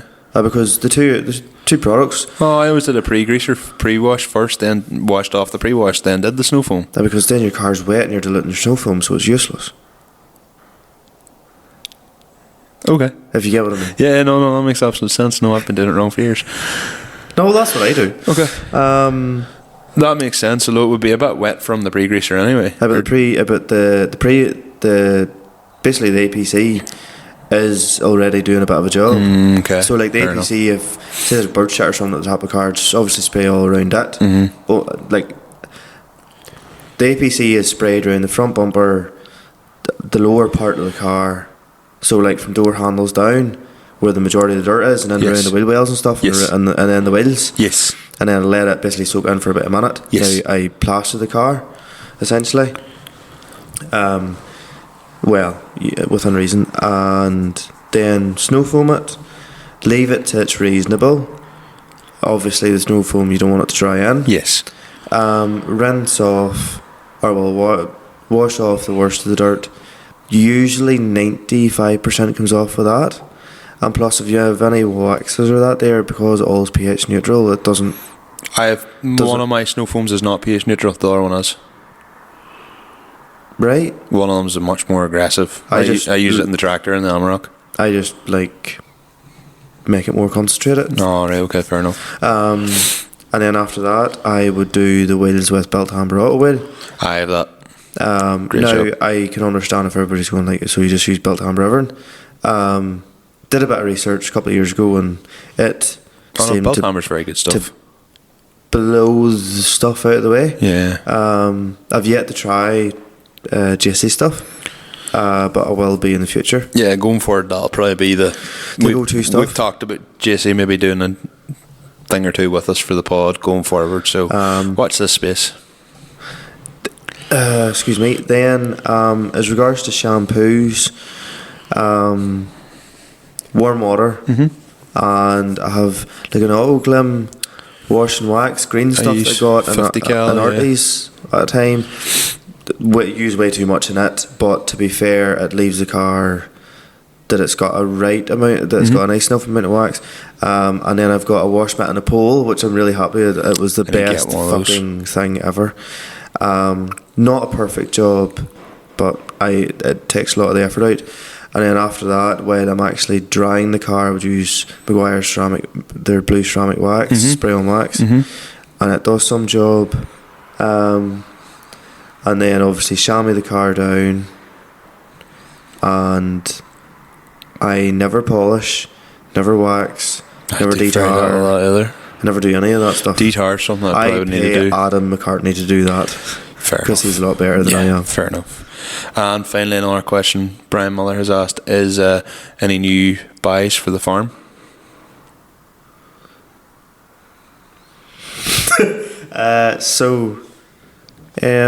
Well, obviously we bought a new tractor last year. We've recently took delivery of a new bale trailer. Oh, aye. Went for Bailey. There was a sort of a very good deal with McMullen Agri. They've first class to deal with if anybody wants to deal with them. 24-foot Bailey bale, basically a flatbed trailer. And also we bought a what do you call it? Northern Engineering cow tipper crush. That's right. Yeah, you did. So we bought a cow tipper crush. For cows' feet and stuff? Yes, so we already did have a hoof pairing crush, but what you would find with a cow tipper is the cow doesn't seem to have anywhere near the same level of a bad experience. Cows will always remember a bad experience. Now, a very flighty cow, or a cow that has been used to having her feet done a few times, still obviously doesn't like it. And it's funny, there was an animal's feet being done at a time, and one of the cows that was the first into it, she heard it going, she wouldn't go into the parlour. So as soon as it was turned off, so it's all hydraulically driven. So if anybody's ever thinking of getting one, they are mad money, like, but they have it's like anything. Everything is dear until you actually use the dog's balls thing for a job. Like, to be honest, if you had a brand new 1,300 gallon tanker, you would think your Coke can is a heap of dung. It is a heap of dung. But at the same time, your Coke can works for you. If there was a brand new 11090 came out and you were driving yours and it had an air seat in it and that, it was a bit more comfortable, you would think your own is a bit of a dose, and it was still, so it's like anything. What about yourself? Any plans to buy anything? Yeah. Oh, what are you buying? Viking Wagtail. Very good. Just a wee, well, holds like 1.2 ton, same as yours. Aye. like that. It's quite high topside on it. Maybe it wouldn't be as high as yours. Alright, okay. Good enough money. Heard it go on there. Bought it a couple of days ago. You probably sew all your files then in one fill. Well, that was the idea, because I have the wee spinny disc sewer, which is getting on a bit. It's 10-year-old, and I'll still probably keep using it. Great job. Great for the back of the Massey.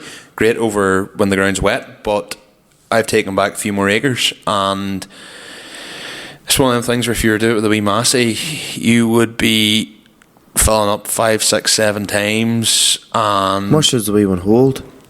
like maybe 150 kilograms. Oh, well, at least you've Mary now. But then again, at the same time, you could have got one of them bag dispensers that you can open and close the bag as you see fit. Yeah, look, what I was doing was buying the pallets with 50 kilo bags, 3 50 kilo bags, and It's hard work at the same time. Was what too. the wee yoke was taking. To be honest, I'll still probably use the wee. It just depends on what bags I buy. But another thing is this year, like I got the ground all sampled, and it turns out our ground has, well, apart from it also being a wee bit slightly acidic, there's higher levels of. Need a bit of lime then on it. Yeah, but there's higher levels also of P and K. So I was only going to sow maybe urea this year, just straight nitrogen, and see the difference. So You better going for protected urea too. Aye, well, you can guide me with that, but that's that. That's all the questions. That was. Well, here, folks. Thanks very much if you got to the end of this. Yeah, thank you. It was sort of, as I say, an open discussion based on the pod, but We maybe went in, and Michael, to be honest with you, whenever he was answering some of the questions, he went from some topic to then talking about the springs in another car and stuff. So I was trying to rein you in a wee bit there at times. But no, great discussion. Yeah. It's now 5 to 12. yeah, I know. I still so need a that shirt.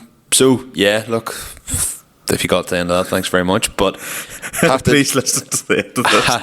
have to just go through the quick things that people send me. I don't like ignoring them whenever people send me videos. So Chris Milligan actually reached out to me, and he was talking about electric cars. He was asking, like, so the new Renault 5, I believe it's electric, and he was saying, oh, what do you think they'll do? Do you think they'll ever do one of the 205 GTA? Turns out there is now also an E-concept of the 205 GTA. And I said, look, the Renault 5 is actually meant to be alright. It's not supposed to be too bad. It's the likes of the Ford Capri. Like, have you seen the new Capri? Is it a 5-door sedan? It's a crossover. Oh, fuck, right. Yeah. I know what you mean now, yes. Yeah, like, not a Capri at all. Don't revive a name if you're going to ruin the heritage. It's like It's like the fucking new Integra as well. Look. Yeah, or if you got a Sierra and it was the same as an SUV or like a crossover, you'd just be like, it's just a Kuga. You'd just go, what the fuck? Like, that's what they done with the Capri. Like, the Capri concept was basically, or I don't know if it's a concept or it's an actual production vehicle, but it's a crossover. Like, and they're like, oh, it brings an exciting new era in, and I'm like, who honestly thought this was a good idea to call this a Capri? Darren Finnerty sent me a video about when you're welding and you flick the grind mode so you can obviously see what you're doing, and then you forget to flick off grind mode and you weld and you fucking spark yourself. He's saying about that. He also sent me a video of a 699 with like a new Abbey slurry tanker on it. Do you see? You don't really see many 699s or anything like that anymore. You don't ever see 399s. Well, that's true, let alone 699s. For a long time I'd have said, oh, I wouldn't want a 699, a 399 would be better. But I've grown to really like the 699s. I'd love to see a 399 turboed. You get the odd turbo ones, but... Do you? Well, not... There's one or two of them about. The 699s have been turboed as well. You see a lot of them, and the turbos have been nearly hanging off the side of them. How about, like, who do you know is a 399 turbo? I don't know anyone per se at the minute with 399 turbos, but... Well, you would see 399 turbos all the time. YouTube. Aye, but that's not fucking here. No, they're not. I don't know whether We they're... had a 399, like, two-wheel drive. Two-wheel drive. Should have been four-wheel drive, but I will not go there. Hugh Barr sent me a video. It's a fella coming into, I think it's one of them spinning competitions in South Africa, but it's a Sierra, but it's got a V6. You can tell by the sound. It sounds like a BOA, and he's coming. Your man's like on the trailer, and he's sitting hitting the car off the limiter and like revving to the crowd as he's driving by. Meanwhile, the car's in the limiter, and Hugh Barr just wrote to me and goes, "Is this the African version of Danny Toland?" And I was like, Possibly. That's fair. Do you remember, Adam Fletcher sent me this, do you remember Chelsea de Nova? I can't mind if it was last year in Formula D or maybe a couple of years ago. And this guy, I think it was Matt Stuck or something, you call the guy, went against him, and he tried to blame Chelsea de Nova's bonnet flapping. It was the video of Chelsea Nova going fucking mental and like offering your guy on, saying like he was properly raging because they called basically they called the timeout and said like, no, we're going to contest this because Chelsea de Nova's bonnet was flapping and therefore that put us off in the run. Meanwhile, when your man was doing a lead run in front of Chelsea de Nova, he went into the gravel trap and lost his bumper. And he was trying to blame Chelsea de Nova's bonnet, which was flapping a bit. It clearly wasn't held down on one side, as the reason as to why he should not have lost the round. And he was contesting it, and Chelsea Nova went over and went fucking mad. Have you never seen that video? No. Yeah, well, that's what happened. And finally, Connor Kelly sent me a video of what he describes as heaven. And basically, you walk into this big equipment shed, but like between the rows of tractors, so there's like a tractor, then it's a row of like glass models. Like a glass thing of models, then another tractor, and then more models, and I was like, "Is this heaven?" That was class, like. That is very cool. So we are now at the end of the pod. It's midnight, and we start recording at like 9 o'clock or something. Yes. So much for this. So if you've got short this, podcast. if you've got this far, thank you very much for listening. If you're on YouTube, please like, subscribe, and comment. Everyone's all appreciated. If you're on Spotify, please follow us and comment. Again, all is very much appreciated. If you'd like to follow or if you'd like to follow the podcast on any social media, it's at Limited Slip Differences on absolutely everything. On everything. Michael the admin / all the rest. We'll get back to you eventually. If you'd like to follow Michael on any socials, it's at Michael Scullin _ on everything bar Snapchat, which is mscullin. And I'm Connor.McGoo and all too. Sweet. Call off. All the best, folks. Thanks for listening. Best luck. See you Good later. luck.